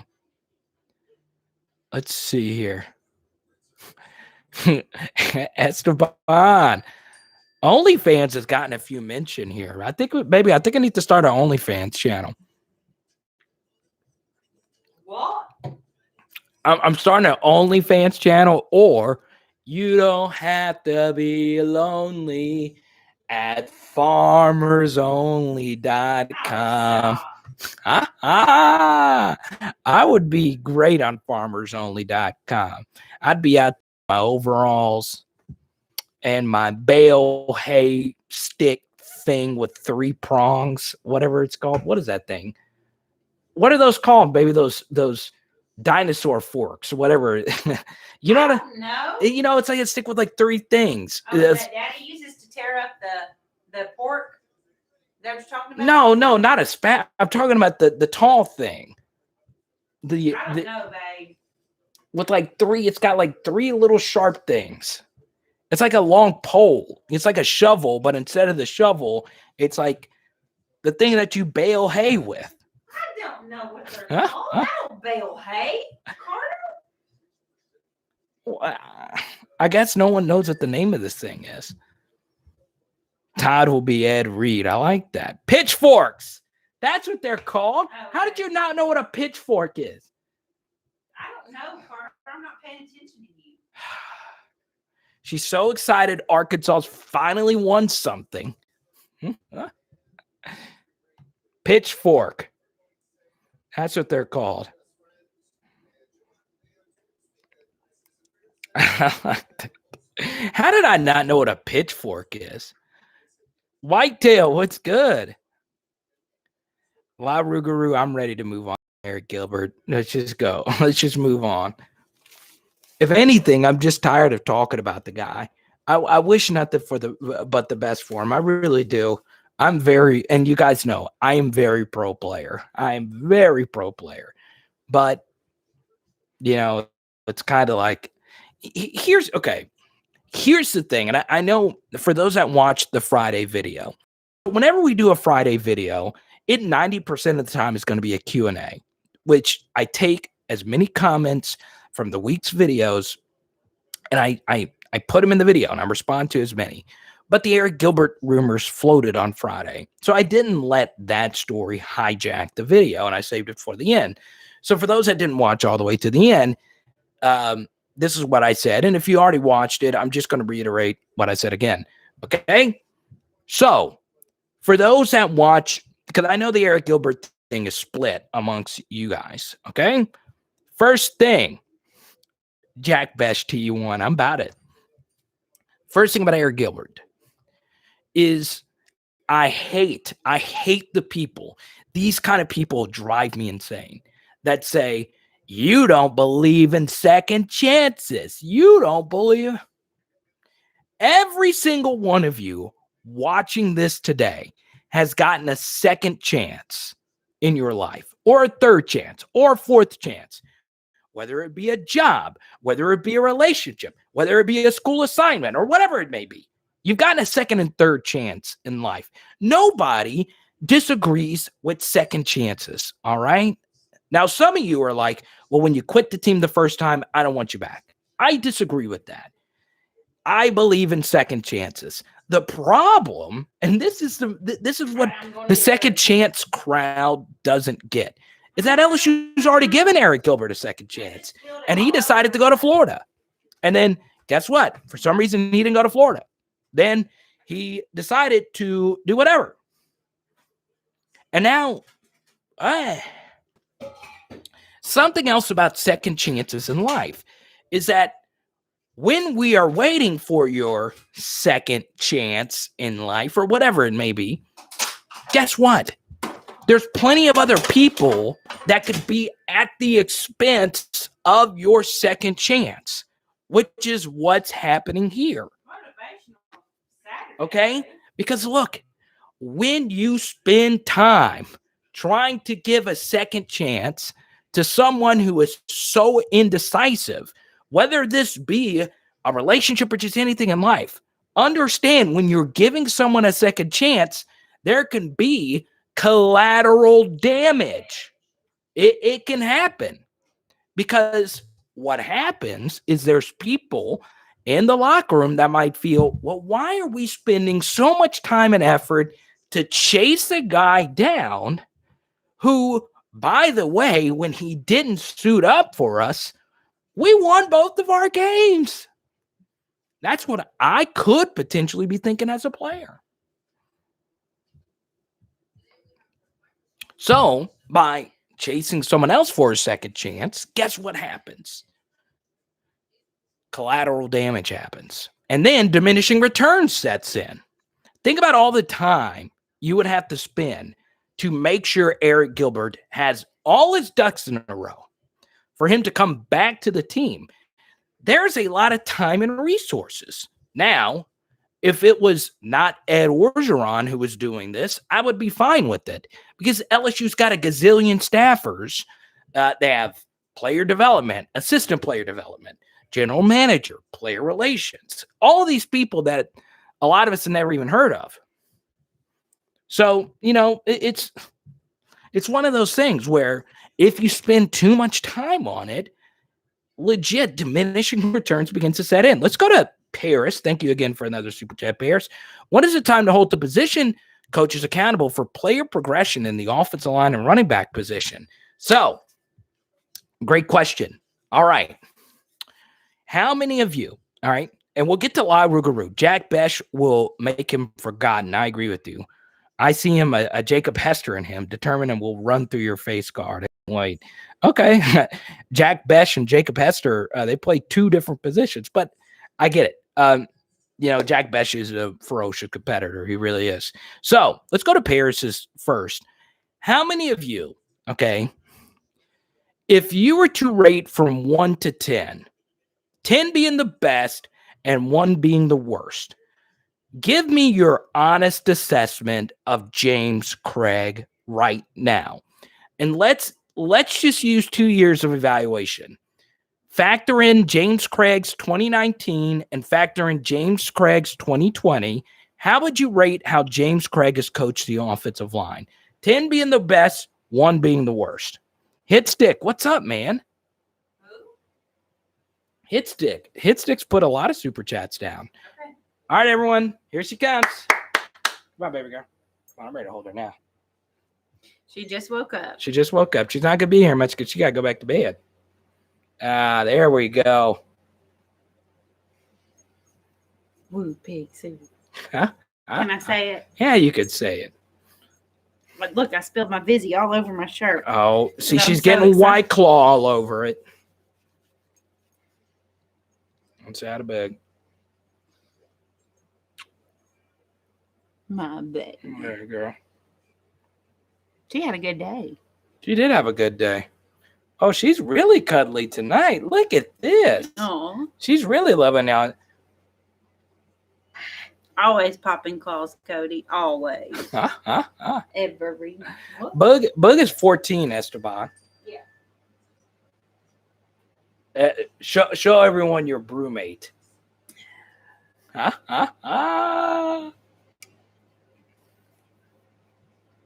Hashtag not sponsored. Did Bug shrink? No, she just really goes.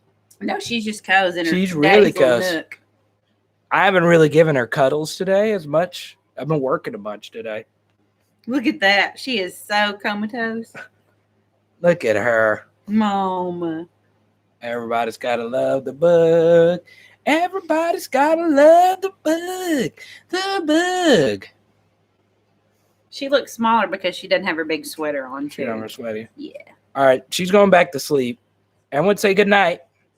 Everyone say night, bug. All right, go on ahead. Hold on. Let me get her under her butt. Get her bed. You got her? Yeah. There she is. Night. She was super cuddly tonight. Mama's baby. She was ready for There her. she is. Now they can. There we go. All right. Night, bug. Love you. Gonna Well, give me she's shiggy? just not getting a good photo. Look at her. She don't want to ever give me shiggy. I don't Look. care. She looks so cute right there. So we'll continue. Bud can stand right here. So let me get to some of your James Craig responses. 75841. Ooh, LSU fan. Okay, here's my thing.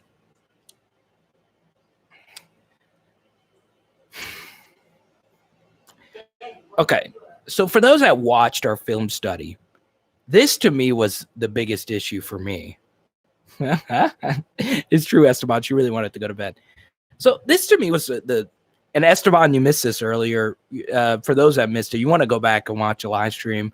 You should watch Hey watching the end of the Arkansas basketball game. She was jumping all over the place. But anyway, first thing is the 2019 offensive line for LSU was good. Okay, they weren't unbelievably great. However, they don't have any 5 stars, and the only top 150 player is Austin Deculus. That's it. Now, you know, that's not a be-all, end-all, obviously, but, you know, if you go look at blue chip ratio and all that, we did a video on that very thing earlier this week. If you want to find it, it's a picture of Ed Ingram and Liam Shanahan with the letters OL. That's that video. So here's the thing that bothered me. Okay.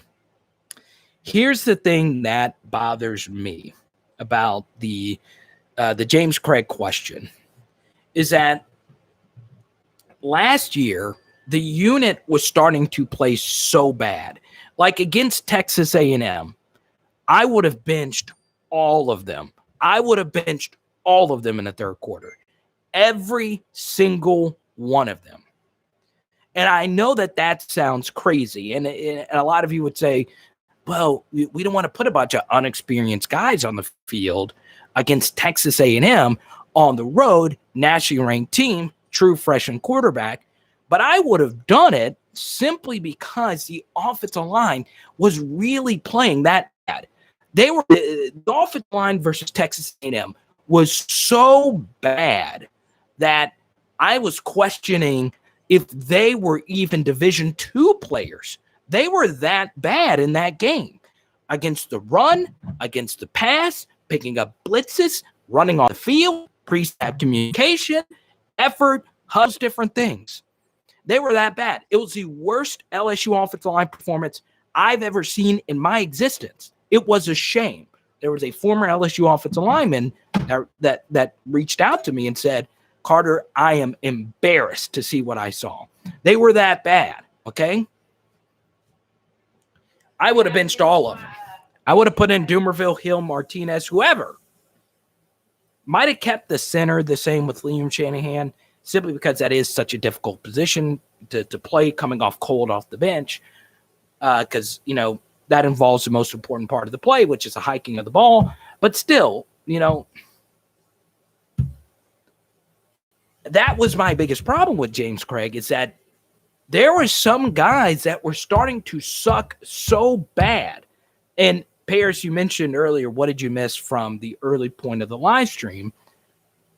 This is the movement I'm going to start going into next season. And hopefully this movement isn't going to have to be said. But if you stink, you should go to the bench. You should go. When you don't do your job well, you should go to the bench. If I all of a sudden started on this live stream breaking down the history of the Goofy movie, which is a great movie, by the way, guess what? That's not why you guys are here. You guys are here to talk about LSU football. So if I started talking about the Goofy movie, I'm not doing my job well. I stink. And you would close out of this live stream and do something else. That's my point. If you stink, you should not play. Okay? And there were some guys that were starting to play so bad. And I cannot say this enough. The best thing you can do when a player in football stinks is bench them. It obviously saves the team and it saves them. It saves them because mentally, when you know you are stinking, when you know you're awful, guess what? It's in the back of your head. You're like, God, I should be getting benched. God, I'm really sucking. I'm really letting the team down. And this is where I push back on college coaches in particular, because I hear this from college coaches a lot. I hear this from college coaches a whole lot. Well, our backups aren't ready to go. They haven't shown in practice that they're ready to go. There are so many studies that have been done on this very thing where certain players do not do well in practice, but they play well in games. It's been proven. This you guys all know people in practice that stink, but if you put them in the game, they all of a sudden do amazing.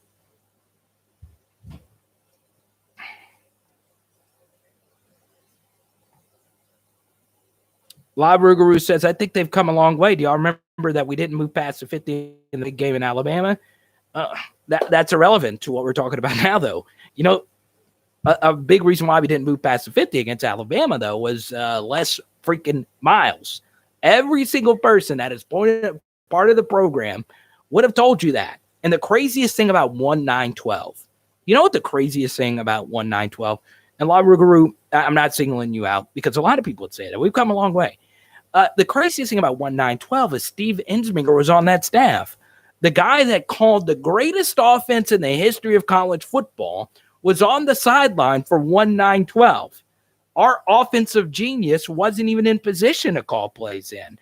That's how bad Les Miles was.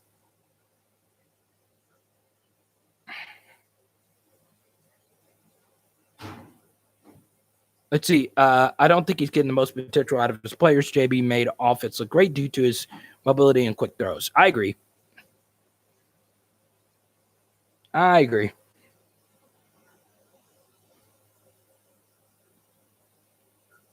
don't understand why the O-line coach would be questioned. They scored about 30 points a game last season.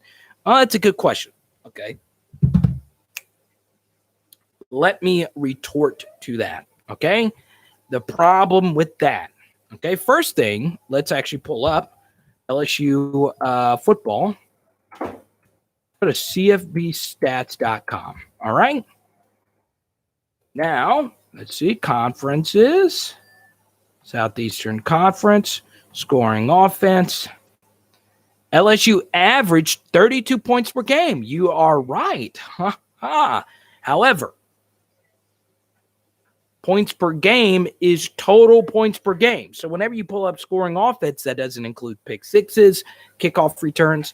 And on top of that, points per game is not the best metric to determine offense. It's not.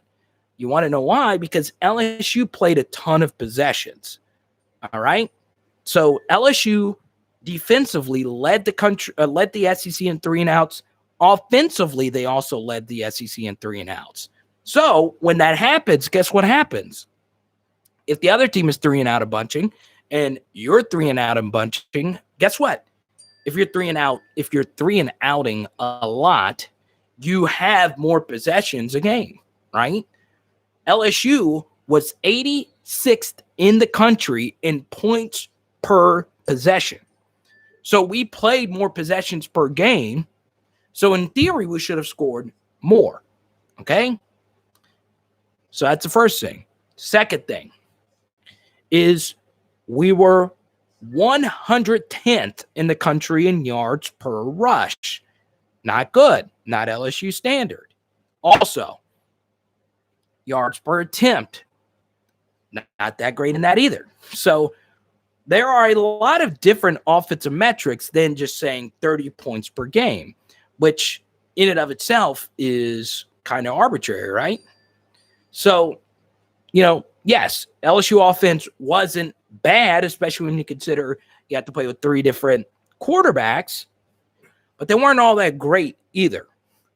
And you can have a great offense minus a great offensive line. What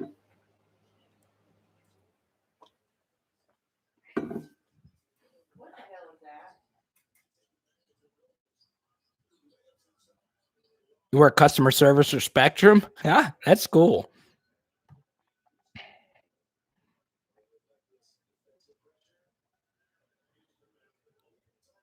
Mark Smith said, I was the same way. I sucked at practice, but scored extremely high in games. That's good, Mark.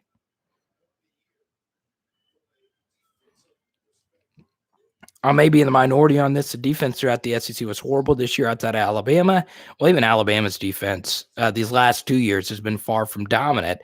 But Nick Saban had a viral clip this week saying that, good defenses are gone forever. Max, huh? So if you missed this, Max said before the live stream he had to watch a movie tonight with his girlfriend. So now that the movie's over, Max, he is hanging out with us. He's making his girlfriend watch us. And that's great. That's the way it should be. Huh? I like that.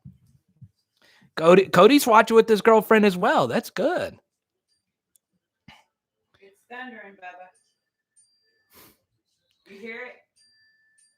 Oh, she left, Max? For good? I'm kidding. That's good, Max. I like that. La Rougarou, thanks for all your hard work. Good night, Josh. Have a good one, man. We'll see you Tuesday night. 75 Blanco. What's good, man? 75 Black LEO. I don't know. But look, I hope James Craig fixes this. I hope our LSU offensive line is killer. I hope Liam Shanahan is watching this right now and hating my guts and saying, I'm going to prove that chubby Bruno Mars, unshaven dude with a pimple on his eyebrow, I'm going to prove that Power Hour LSU guy wrong. And I hope you do, Liam. I hope the entire starting 5 does. I hope we freaking have the Dallas Cowboys of 2 years ago up front with Zach Martin, Travis Frederick, Lyle Collins. Yeah. See it? Hey, he's a Dallas Cowboys. That's me complimenting the Cowboys. I didn't say you weren't. I freaking hope we have Orlando Pace. I hope Dare Rosenthal is so good. Anthony Munoz comes back with his boogered up finger in his Bengals uniform, and he says, Dare Rosenthal, I want you to teach me a thing or two. I hope our offensive line is so fierce and nasty. I hope we mow people down. I hope we chalk outline the defensive linemen on the field. I hope we bring that LSU mentality. But I'm skeptical. I think a lot of you are. Johnny, that's a good question. I don't know what's going to happen to Philip Webb. I hope he doesn't portal and go to like Texas A&M. Oh, here's Aniston. Which, by the way, did you see this in College Station? Desmond Demas, their 5-star wide receiver from 2 years ago. Remember him? Okay. He is suspended from the team. Big loss for Texas A&M, especially considering that they did not get Brian Thomas Jr. So A&M, which already lacks weapons, they were relying on Demas to be their guy next year. Won't be there, potentially. That's right, criminal. Mark, that's a good point. Especially, if you go back and look at how crowd noise affects quarterbacks, you can really see Bo Nix and rattled versus LSU. You could really see it. I liked what Damon Clark said this week. I'm cheering for him. I really am. What's up, Fueled by Haters? Good to see you, man. Look, you can't plug a charger into an Apple. Max, you didn't miss a whole lot, except my girlfriend going crazy. What? Everybody enjoyed your fandom. What do you mean? Everyone enjoyed watching you watch the Arkansas game. They enjoyed it. The group chat's going nuts. Over what? Let's go Hogs. Woo pig. Woo pig silly. Y'all got to cheer for Arkansas, Y'all man. don't even know. Can I show him Dad's picture, please, real quick, please? Oh, yeah. Picture. Y'all want to see her dad? The brisket master. He's a grill master. He's a certified grill master. Best pawpaw daddy ever. Bless you, baby. That's right, Esteban. I want to see him. Look at him. Look at that. The hog hag. The best. That hog hag is probably 30 years old. 30 years old, Dad. These Arkansas fans, they have something to cheer for. Think about how bad you feel as an LSU football fan if you were so excited to go 3-7 last season. How do you get it better? I wish he was watching so he could see if he would die. Leonard, Coach, other than Coach Orgeron, I haven't heard a whole lot. I heard Coach Orgeron say that this group is moving along fine. I heard Coach Orgeron say Anthony Bradford could be the real deal. I hope so. No, bless you, criminal-minded. I really hope Damon Clark, goes full Devin White next season. I'm hoping. Number 18 uniform. Look at Alex and Peter living their best lives. Nobody cares about them. No one cares about Alex and Peter.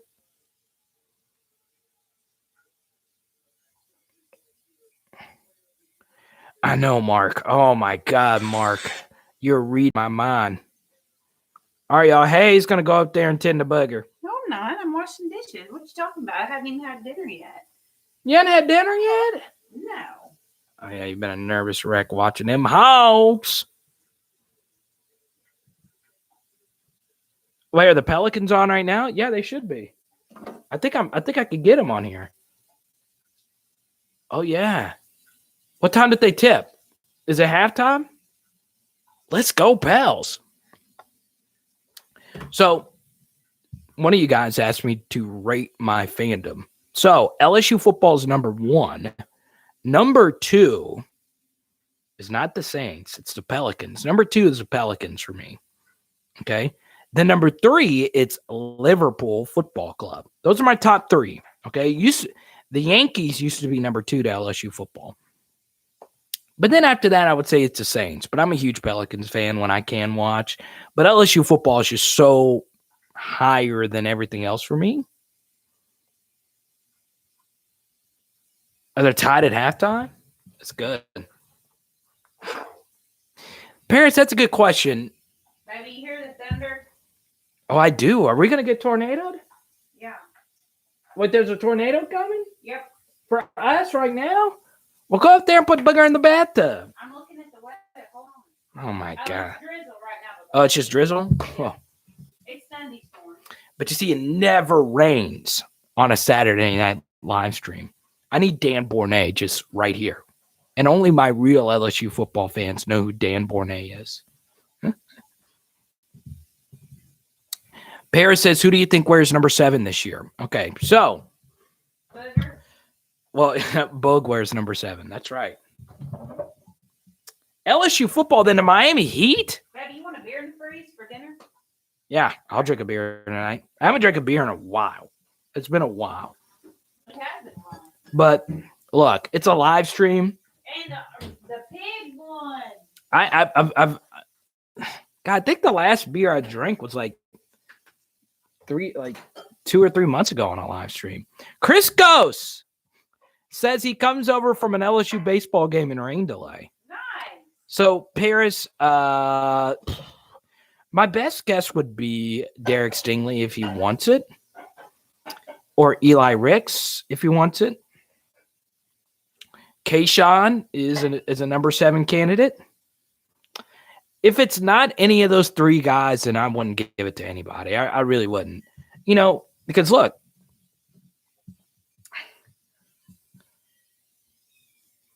yeah, you see, I would agree with you, Amakat.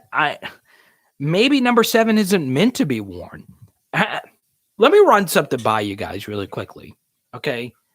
For those that don't know, there is a certain want and desire amongst players to wear single-digit jersey numbers, okay? Oh, that's a good question.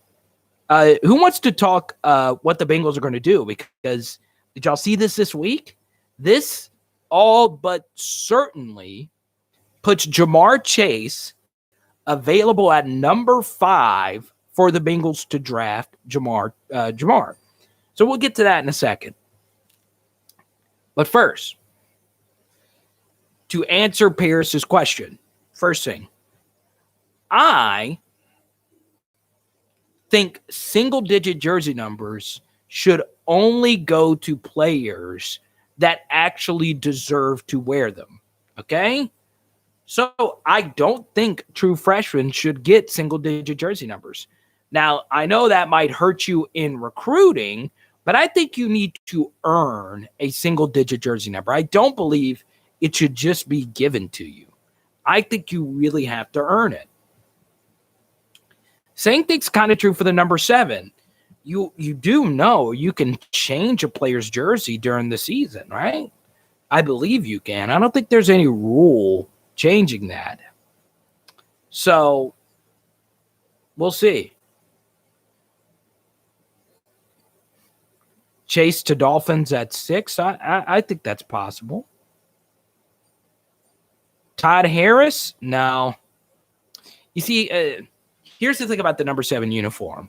I don't think it should only go to a good player. I think it has to go to someone that's like a for real baller.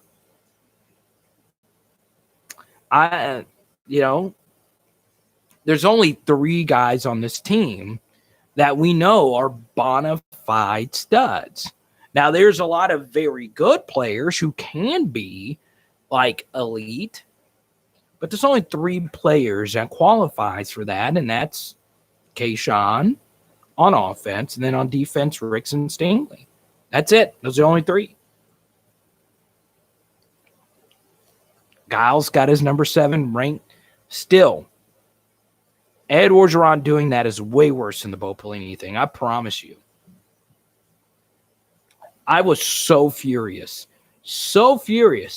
when Ed Orgeron did that. I cursed. I threw a fit. Because you got to understand, I'm a big Patrick Peterson guy. I'm a big Tyrann Mathieu guy, and I know all you guys are. Okay? Bottom line, though, I just think it because here's the thing. It's the number 7 uniform has not only been worn by, like, legends. All the guys that have worn number 7 are, like, NFL Pro Bowlers. Like, Tyrann Mathieu was, like, all-decade team. Patrick Peterson's, an 8-time Pro Bowler. Leonard Fournette's a Super Bowl champion. DJ Chark's been to a Pro Bowl with Gardner Minshew throwing him passes. So, and Grant Delpit's won a Thorpe, and Jacoby Stevens was, 3-time SEC Defensive Player of the Week in 2019. So I was fine with him getting the number 7 uniform.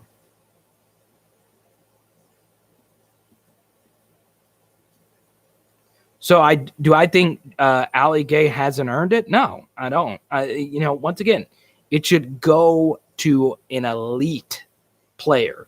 Ali Gay had some really good games. Mississippi State game was probably the best single game defensive performance by any defensive lineman. He was that good versus Mississippi State. In fact, he was on some first-round draft boards after that game. He had a really good game against Florida. He had an unbelievable game against South Carolina. But then he had some rough games. For instance, the Auburn game for him was really rough. Alabama game was really rough. So, he's a really good player. But once again, that number should be worn by bona fide, elite, studs. Ali Gay is not that. He's a very good player. This is not a Ali Gay hate thing. No, it's not. It should only go to number. It should be a standard, because you got to understand, once you get that uniform and your name goes up there next to, all those freaking legends, then it's you got to have the psyche to deal with the pressure of wearing the uniform. John B's a little bit behind on the live stream. He says pitchfork.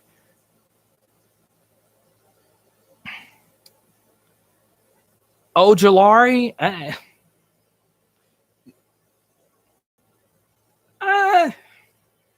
maybe. I don't know. I guess would I be disappointed if Ali Gay got it? No, I wouldn't be disappointed. I'm happy for any Tiger to get any recognition.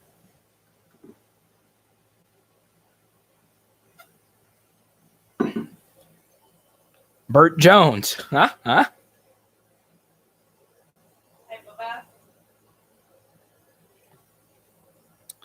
All right. So did that answer your question, Paris? Here, Paris. Nice. Paris, here's what my answer would be. What? Okay. You a lot of you might disagree with me, but I am down for Cade York wearing the number 7. I'm fine with Cade York giving it to a kicker. By the way, single-digit numbers in the NFL only go to kickers, punters, and quarterbacks. So I'm fine with Cade York getting number 7. You get some more ladies on there? I know it's not the sexy thing to do. Love But that. kickers are people too. And look, you talk about some of the greatest kicks in LSU history. Objectively speaking, Cade York kicking a 57. By the way, someone mentioned Ed Orgeron mismanaging. We got way too conservative to settle for a 57-yard field goal.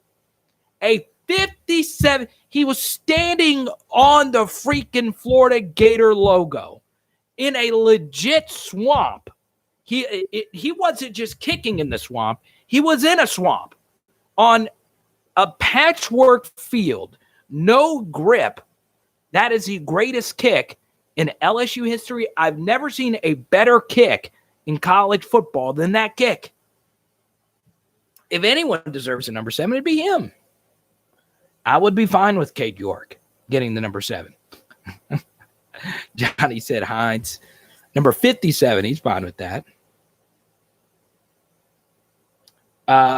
Peyton, yeah, actually, I do have some Peyton Todd news. Avery Atkins is actually fighting for that punter's role, the kickoff specialist. And remember this, Avery Atkins is on Leadership Council. How about that?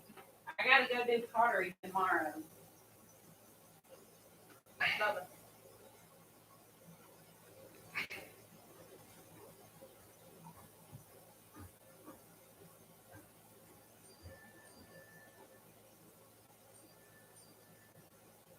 Why would you ask you a question about Joe Biden, Chris goes?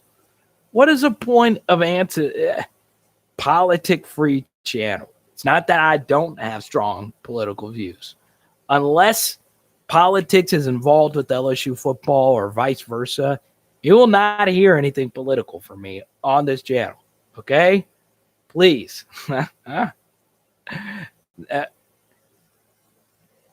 Quick political story about me, though. I did used to cover Congress, okay? I've rubbed shoulders with the Chuck Schumers and Mitch McConnells, and it was the worst experience of my life in my journalism career. So that's part of the reason why I don't talk about politics on air. And this is LSU football. So I understand Chris goes. Could you imagine walking? Heck, everyone I struggle walking up the stairs at Tiger Stadium. So look, we all have political opinions. This is not the channel for it. Now, sometimes our Tigers I hope our Tigers are involved with the White House next season because that would mean we won another national championship. Okay? And we get to see Uncle Joe. So you won't see any political opinions from me. I can say that. Now, John Bell Edwards, if he wants to hop on the live stream, come on, JB. But no. Okay? There's plenty of places you can go discuss politics on the YouTubes. All right? What's that? I know Chris goes, but this is not to upset anybody. What's up, Zach? Welcome, man.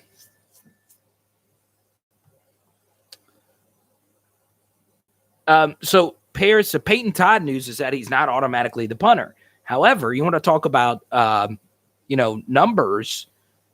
Peyton Todd does wear the number 38, which Zach Van Rosenberg wore. So we'll see. The goats are doing great. Well, that's good, Chris. Goes. I'm happy your pet goats are doing fine. Michael, let's see. Brandon Ingram. I don't think he's overrated. I do fear him, hiding late in games. Back to LSU football, though. Brad Wing was my favorite punter. Mine, too. I did like Brad Wing a lot. Or, Josh Grouden was good, too. Well, Rougarou, we'll see you, man. Good luck with all the work you do for Spectrum. So let's go to Zachary's questions. What new player do you think has impressed the coaches the most? I would say I'll go by what Ed Orgeron said. Aaron Francis is betting your dad if he'll smoke a brisket, the Hogs will win the Elite Eight. Okay, let's do it. Bug Strong is number one. He's had the biggest spring so far, in my opinion. He's a guy that's generating the most buzz. Number two, I would say Anthony Bradford's had the biggest spring. For Ed Orgeron to mention his name over Garrett Dellinger, Marcus Dumerville, Xavier Hill, Marlon Martinez, and all those guys, that's huge. Over Cardell Thomas. So I would say Bug Strong and Anthony Bradford have had the biggest springs so far. Now, I'm putting your pizza in, buddy. Oh, thank you. Thank you. First beer I've had in a while. It tastes weird. If you haven't had beer in a while, it's weird. That tastes so weird. It tastes so bitter. Ugh. You don't like it? No, it's fine. I just haven't had a Michelob Lime Ultra in a while. Oh, my God. Do people really drink beer? Oh, man. This is like so big. It's like I took the first sip and I immediately felt like, I don't know. I felt like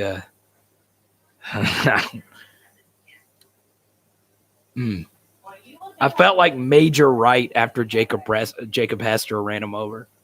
That's what I feel like. I love it.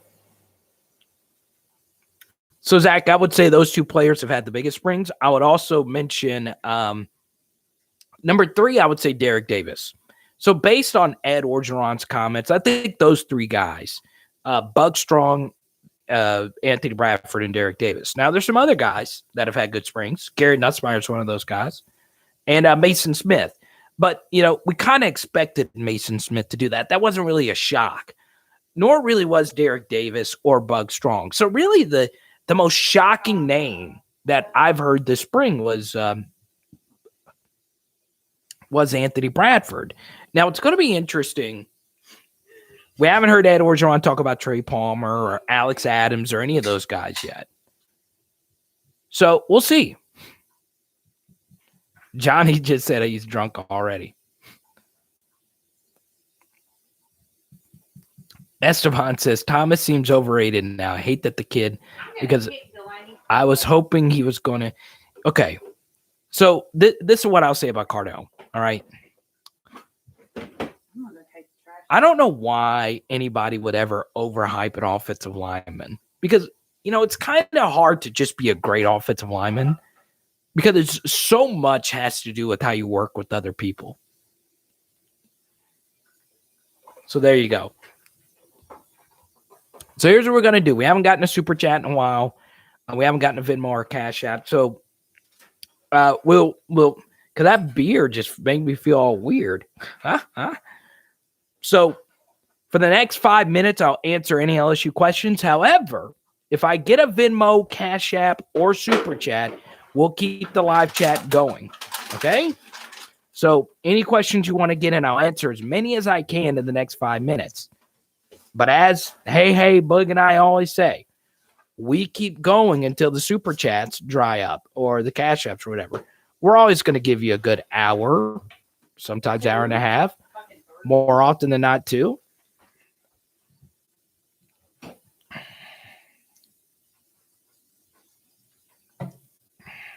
Be back.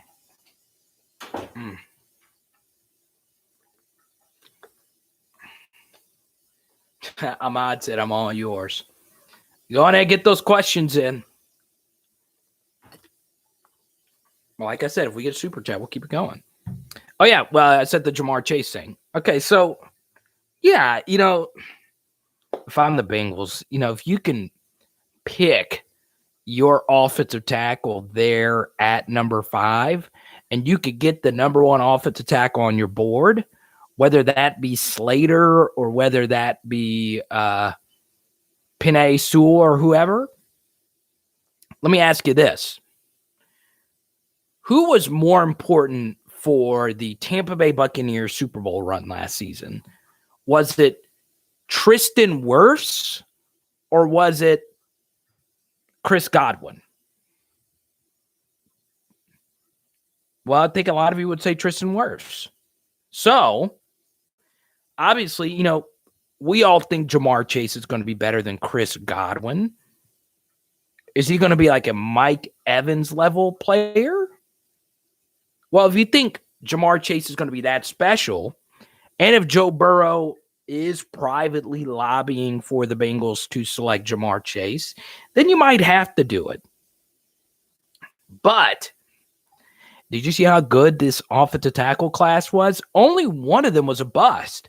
And a lot of that is because the dude was a lunatic off the field, Isaiah Wilson out of Georgia.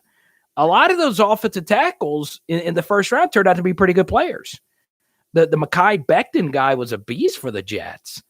So, which is more important for Joe Burrow, a wide receiver or an offensive tackle? Maybe it's wide receiver. They got rid of A.J. Green. They still have Tyler Boyd. They have T. Higgins coming in year 2. So, if Joe wants Jamar, I guess you would have to select Jamar.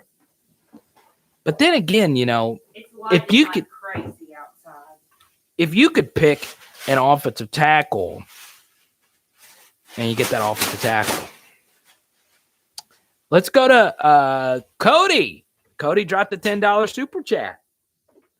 So we'll keep it flowing, baby. Chase says, do you think Jaray Jenkins could benefit from moving to the slot, kind of like Jefferson did from 18 to 19? So, look, that's a really good question, Chase.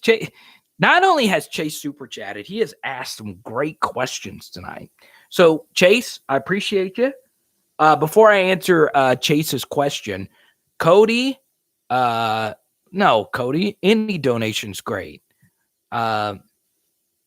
Every time I do a live stream, this is so great, okay? Every time I do a live stream, Mike Serpis, I still don't know who Mike Serpis is. I don't know if he comments. Every time I go live, I get a $2 Venmo from Mike. I don't know which one of you is Mike Serpis. And that means a lot to me. Every single time. $2 every single time I go live. That's just so great. It makes me feel so great. So yeah, any size donation really helps out. And I know it's weird, on YouTube. And as you guys could tell, I spend a lot of time rewatching games and looking up stats. And, this is my life. This is what I want to do. This is what this is paying for Booger's medicine and Hey's makeup that you had to go get because she got the wrong kind last week. So you had to go. Excuse me. It's a joke. It's a joke. Excuse me. It's a joke. It's a joke. So, Cody, whatever you want to talk about, we'll obviously talk about it because it is your super chat. So, yeah. Oh, man. I got a calzone right here waiting for me. Oh, she's about to put it in the oven. Tolo's calzone. There's nothing better than that Florentine.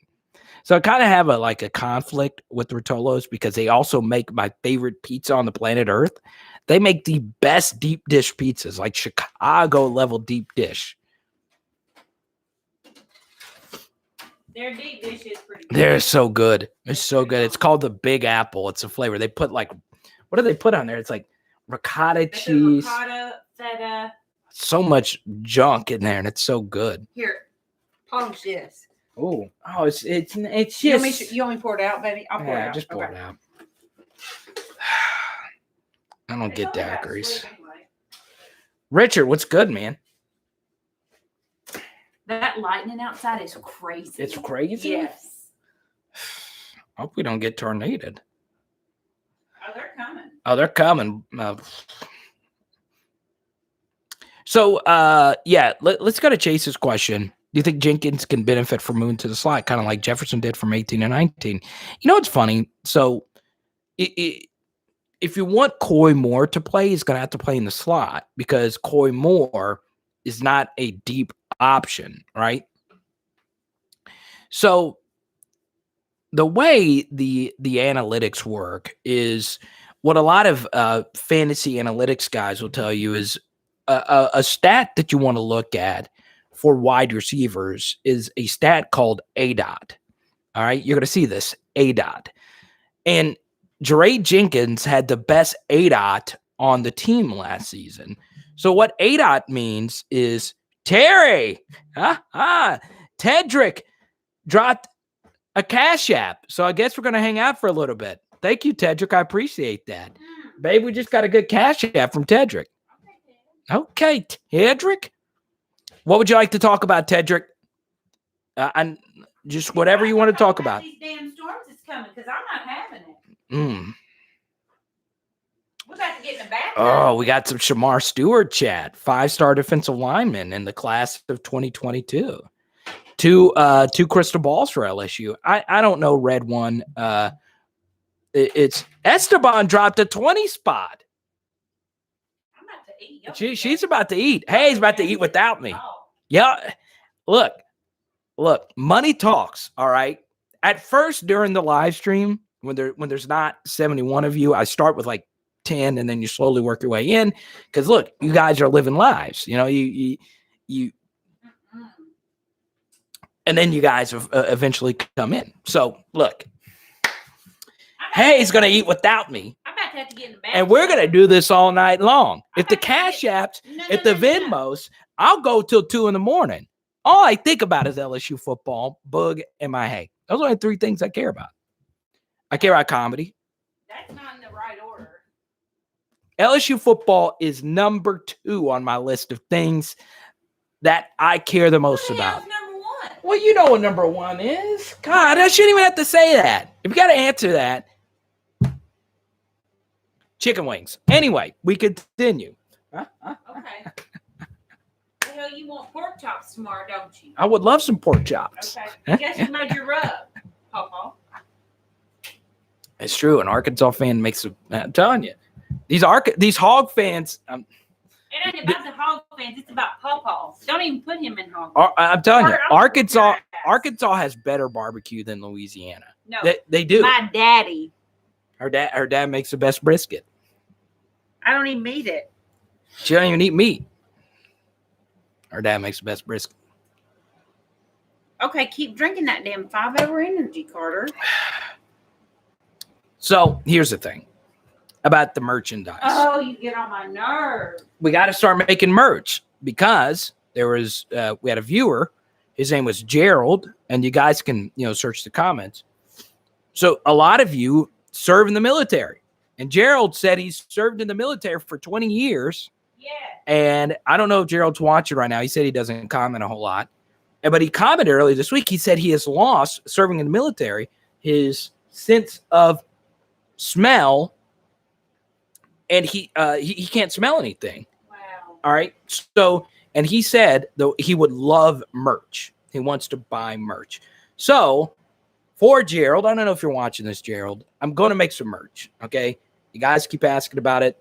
I got to do it. I got to do it now that Gerald did that. And he shared a story with me. I don't know. I could pull up the comments or whatever. That serves in the military, we absolutely. Yeah. And look, you guys know it. Those that have served, I know we have Tony, we have Romeo, Eric, who's not here tonight. I don't know where Eric is tonight. Eric's normally like, it's kind of weird. That's weird. So, you know, we will get to the merch with an autograph. You don't need my autograph.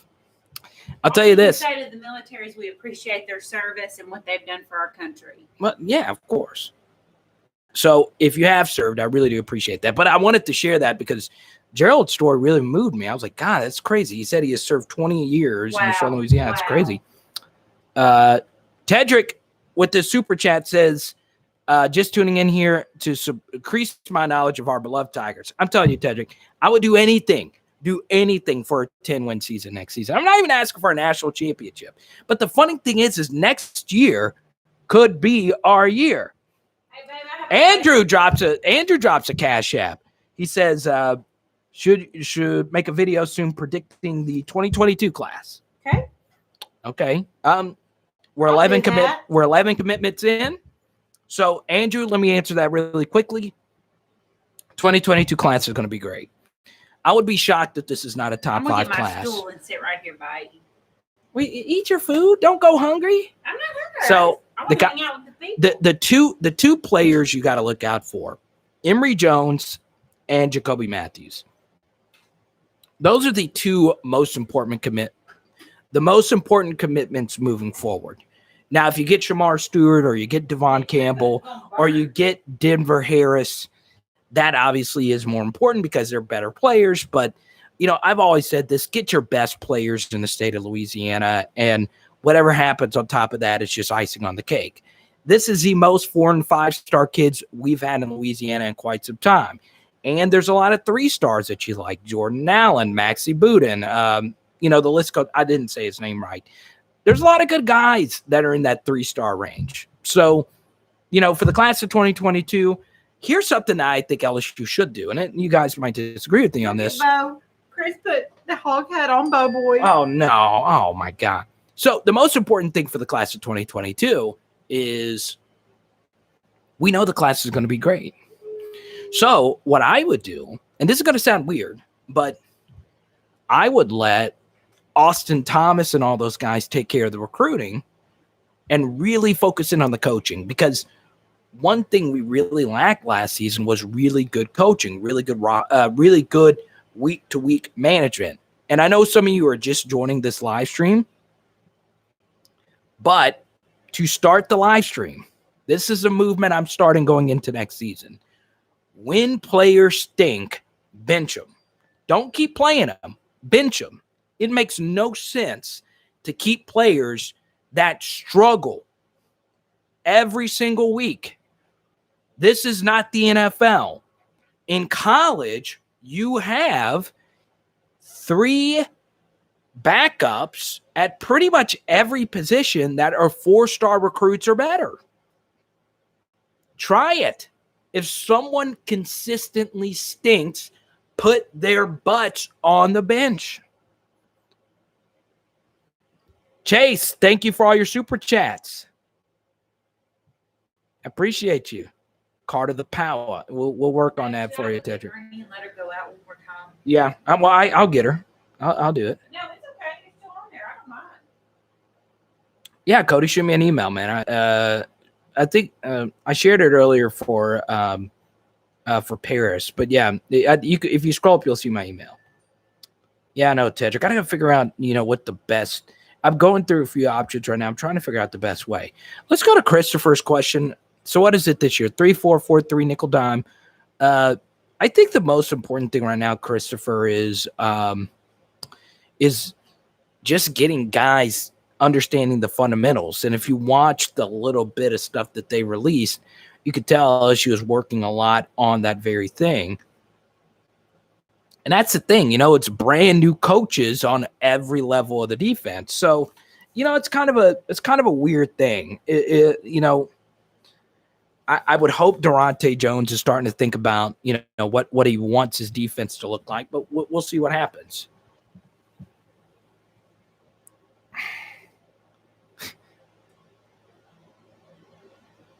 Yeah, I really do hope Jason Hines is Alan Faneca next season.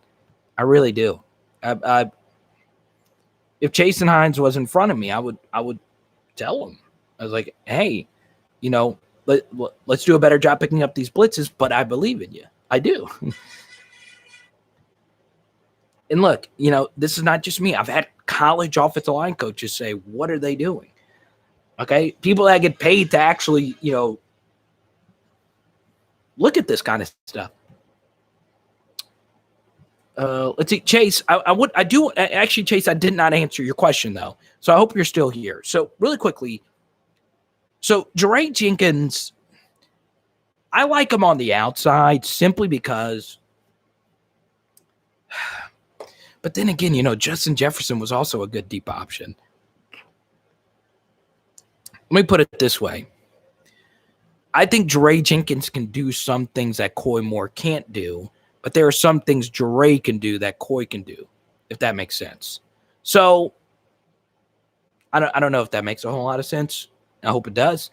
So Jaray Jenkins was amongst the SEC or amongst the LSU leaders in ADOT, yards per catch, drop percentage. So in other words, he was good at everything. He was really good. Now, his numbers don't really show that because he didn't have a whole bunch of targets. But if you actually go sit down and watch the film versus Ole Miss, Max Johnson missed him a few times. Cannot say this enough. Max Johnson was 2-0 in his starts. Max Johnson was superb against Florida and really good against Ole Miss. However, there's still a lot. When you go back and rewatch it, I know some of you feel as if Max Johnson is like, the guy, because we went 2-0, he's mobile, and you could do more things with him in his offense. That's kind of true, yet it's kind of not true, because his arm is the most limited out of any of the quarterbacks on the roster. Out of the 4 quarterbacks, he has the most limited arm. And that's not just me saying that. That's what a lot of people have said. You go look, most of the writers, college football nerds, SEC StatCat, guys that are very smart, analytically sound, know football, know film, know the stats, they all agree that Myles Brennan should be the starter. They really do say that. They're neutral. They have no ties to Louisiana. I like Max Johnson a lot, but he is an intermediate thrower of the football. He missed a lot, and I mean a lot, of intermediate throws against Ole Miss. Now, it didn't really matter because Kayshawn was so daggum good, and Ole Miss's secondary was the worst in the SEC last season. So, that helped out. But, what I'll do, and I was going to do it tonight, but I'll wait till Tuesday. I did a video on Friday, and I don't know if all you guys saw the video on Friday. I know it's tough. Friday's a weird day for content because a lot of you are going home, getting ready for the weekend. But I want to do a film study for Max Johnson against Ole Miss because he missed so many throws in that game in the red zone. And I was like, and it made sense. It was his second start as a true freshman. And it was one of those weird games where it was so back and forth. You don't want to commit a turnover in a game that, it's just like that. But Max Johnson missed a lot of throws, and where he missed the throws were in the red zone. So, I counted up the throws. I'll pull it up for you. I've already done this part of the film study. Let's see. That's 4. 8, 11. So Max Johnson in the red zone versus Ole Miss cost us 13 points against Ole Miss on throws. 13 points. I have the 4 throws pulled up right here. Can't really see it. Can't really see it because there's a white screen. So there's 4 throws pulled up on there. And I want to do a film study on these 4 throws. And the funny thing about all 4 of the throws is every single one of the throws had another option on the play that would have resulted in a touchdown. And that game would have never been close. But full disclosure, second start. And Max Johnson led the SEC. And it's 2, and once again, it's just 2 starts. It's a mop-up duty. He was amongst the best in the SEC when it comes to turnover rate. Now, what does that mean? Well, he was very smart with the football. Now, some of that was because he was risk averse, which is smart to a certain degree. But, you know, there were some more complex throws that he missed. You're right, Tedrick. It comes down to coaching and not being afraid to hurt people's feelings. Is it safe to say Myles is a bust? No, he's not a bust. No matter what, you can't. It's an unfortunate. Okay, let's say Max Johnson wins the starting job and he doesn't look back. You cannot call Myles Brennan a bust for a few reasons. The first is, you know, he was a backup quarterback on a national championship team. Okay? Now, one thing about being a backup quarterback is that you're very involved with the offense. Sometimes you signal in the plays. Sometimes you're right there with the coach and you're discussing, you know, what you should do next. You oftentimes are speaking to Joe in between plays or in between series. So no matter what, if you're a national championship backup, you're a part of the championship team. And anytime, let's say Myles never starts a game again, and he's sitting around with his grandkids 1,000 years from now, and his grandkids say, "Hey, Dad, how did you do at LSU?" Well, I started 3 games, and then his grandkids would say, "Well, how'd you do in those 3 games?" "Well, I threw for 300 yards in every one of them, and I never got to start again." I just don't understand how you can call someone a bust if they threw for 300 yards. Now, you could throw 300 yards and you play bad. But still, you know, I don't know how many 300-yard games Anthony Jennings has, but I don't think it's 3.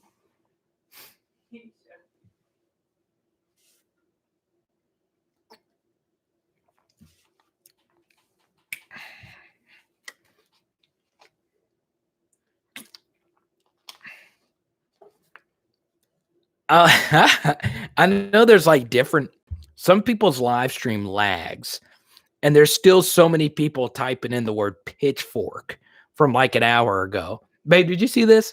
What? So many people are still typing in pitchfork. Yeah, from earlier. From what? You remember earlier we were trying to figure out what a pitchfork was? Or we forgot what the name of it. Yeah. I'm sorry. It's still people.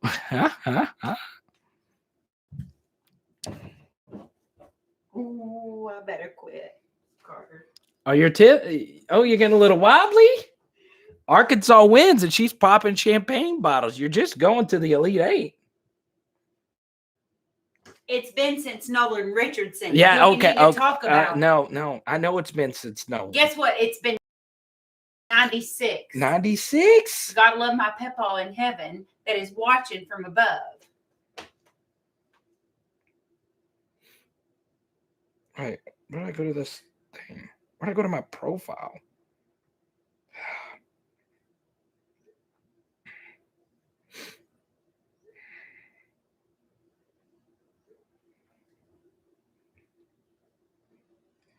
All right. Shout out to Desmond. Shout out to Tedrick. Shout out to Esteban. Shout out to Andrew. All right. Those are our Cash App super chatters tonight. You guys, I love you. Shout out to all our super chats: Max, Paris, Rai.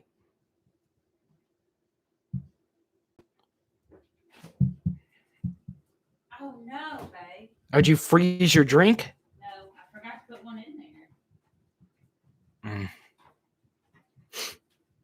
Even worse.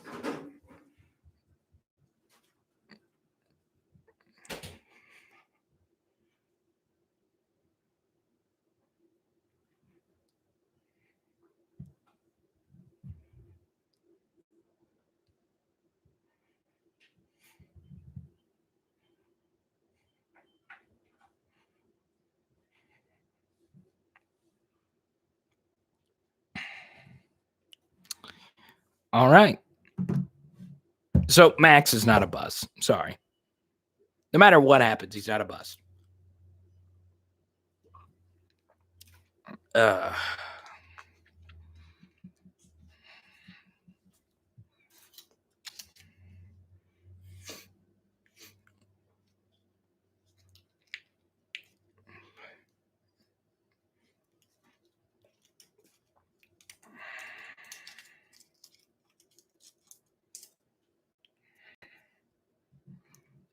So Esteban, did we answer your Cash App? I want to know if Esteban and Tedrick, do you have any more questions? We'll end this thing here in about 5 minutes. Any more questions? The chat got a little quiet. Really? Did you finish your beer, Daddy? No? Let's go. Let's go. I wanted to see if anyone's still live chat just like stopped. It like froze. I don't know if I'm still even. I think I'm still on. Look, it's still going.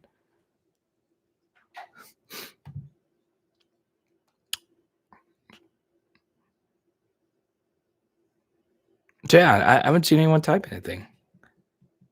Where can I get your email? I'll drop it right here. Don't go sharing this on Tiger Droppings. Okay. Still work. Rai, you're still here. I thought you left us. Rai's up in Canada. Is it still cold in Canada? There's my email, Dave. Don't send me spam, though. No.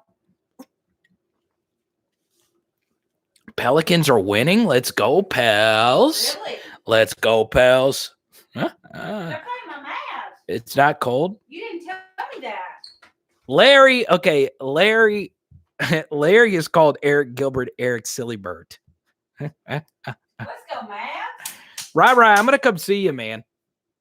Let's go, Mavs. Let's go. Stop. You're a Pels fan. I'm a Mavericks fan. No, don't you dare. No. I'm an LSU fan. You could no. We're gonna have any Mavericks. This is and I like the Mavericks. I like Dirk. Let's go. Dirk ain't on no more. What are you talking about? And I like Luka. I like Luka. I love Luka. I know you love Luka. Let's go, pals. Why are we playing in New Orleans, though? Oh, that's a good question, Esteban. Which former player would you like to be on the coaching staff? Here's a good answer to that, Esteban. 0. I want the most qualified coach to be on the staff. So, like, look. Now, if Kelvin Shepard was a coach on the staff, that'd be a little bit different because, he was an analyst and he's been a coach other places now. He's in the NFL. That's a little bit different than, just hiring a player to be a coach. And we'll see how Kev Falk does in year 2. The jury is still out on that.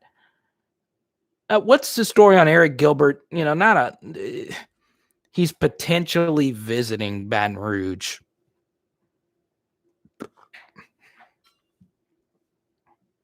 That's all I got. I did a video on it yesterday. We've talked so much Eric Gilbert, and I understand he really does move the needle, but it's still one of those things. Like it's I just kind of over it a little bit. Just a little bit. And I want what's best for Eric, and I want him to, I would like for him to come back and, his natural self, but we don't know. There's a lot of questionable things. Okay. First thing, he's 18, 19 years old. Okay. So you can't your mind doesn't start developing, your brain doesn't start developing until you're 25. So look, they're all going through a time of change or whatever. But one thing I would say about Eric Gilbert is, there's a lot of other players on the team that behave just regularly. But here's some red flags, okay? And this is just life in general. No. If you have a friend that posts too many vague, like social media, weird type of posts, like Eric Gilbert posts a lot of like quotes like "I'm a rare breed" and all that kind of stuff. You got to kind of stay away from those kind of people that post that kind of stuff consistently, because what they tend to think is, there's something supernatural about them, and there's not. There's not. Path to product. Did you Rai? Oh, that's a good one right there. Actually, Rai, let's do that. Okay. Okay. Hayes blitzed. Next drinking game. When okay, Rai, I'm writing that down. Rai, please remind me on Tuesday to do this. When someone mentions Eric Gilbert, everyone has to take a shot. That's good.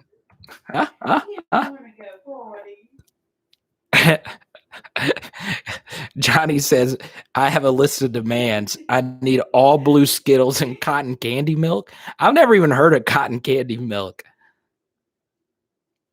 Okay, so Rai, remind me next Saturday. Branson Cat, you missed Paris earlier. Like Paris, Branson Cat wants to be a journalist. Oh, the Mavs don't have Luka or Porzingis tonight, so we better win.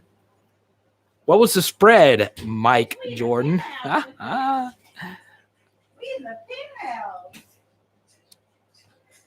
If y'all only knew who the real Mike Jordan was behind the account. One day I'll reveal Mike Jordan.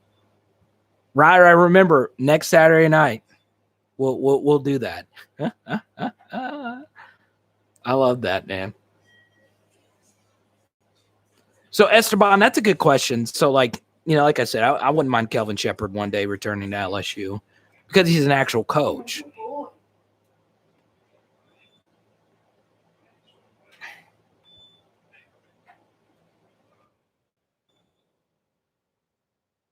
Bo boy, he been going to party yaddy. Potty yaddy? Huh? Look at Bo boy. He been going to party in the elevator. Oh, did he pee in the elevator? No. Chris is taking him out. Why does that dog look like that? Him's a beagle. There's my Chrissy. Him got his mask on. Look at Bo boy. Bo and Bernie love each other. That's a fat dog. He make fat.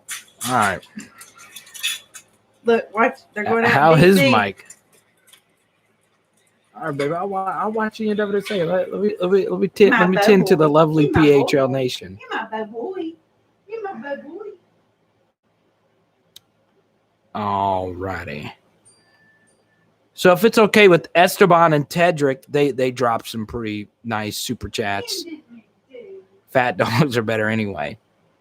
I'm going to go ahead and sign up. Branson, did you see your question yesterday? I dropped this. I forgot. Joe Burrow's in the title, and I haven't even talked about him.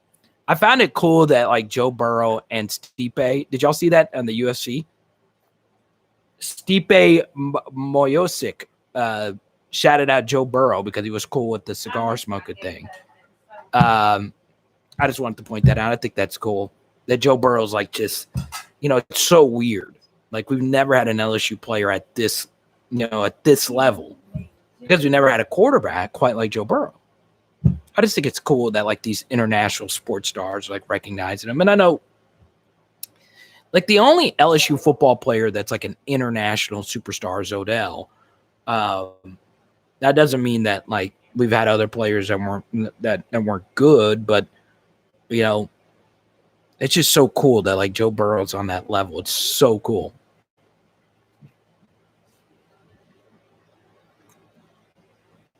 But anyway, guys, my girlfriend's ready to eat. She. I've been patient. Have I not? Say good night to the people. Say good night. I would say night to hey. Oh God, that promise. She's happy that Arkansas won. Shaq, but that's bad. You see exactly. But guys, we are going to sign off. I'm a little tired. My voice gets a little tired. Yeah. 3-hour live stream. That was fun tonight, guys. Thank you for all your super chats, all your support. Once again, Tuesday night will be our next live stream, 7 p.m. Central. And we'll see you there. Remember, Ride drinking game next Saturday night. We'll do it. It is Power Hour LSU. Boom. Rotolo's calzone time. Let's go. Leonard's phone died.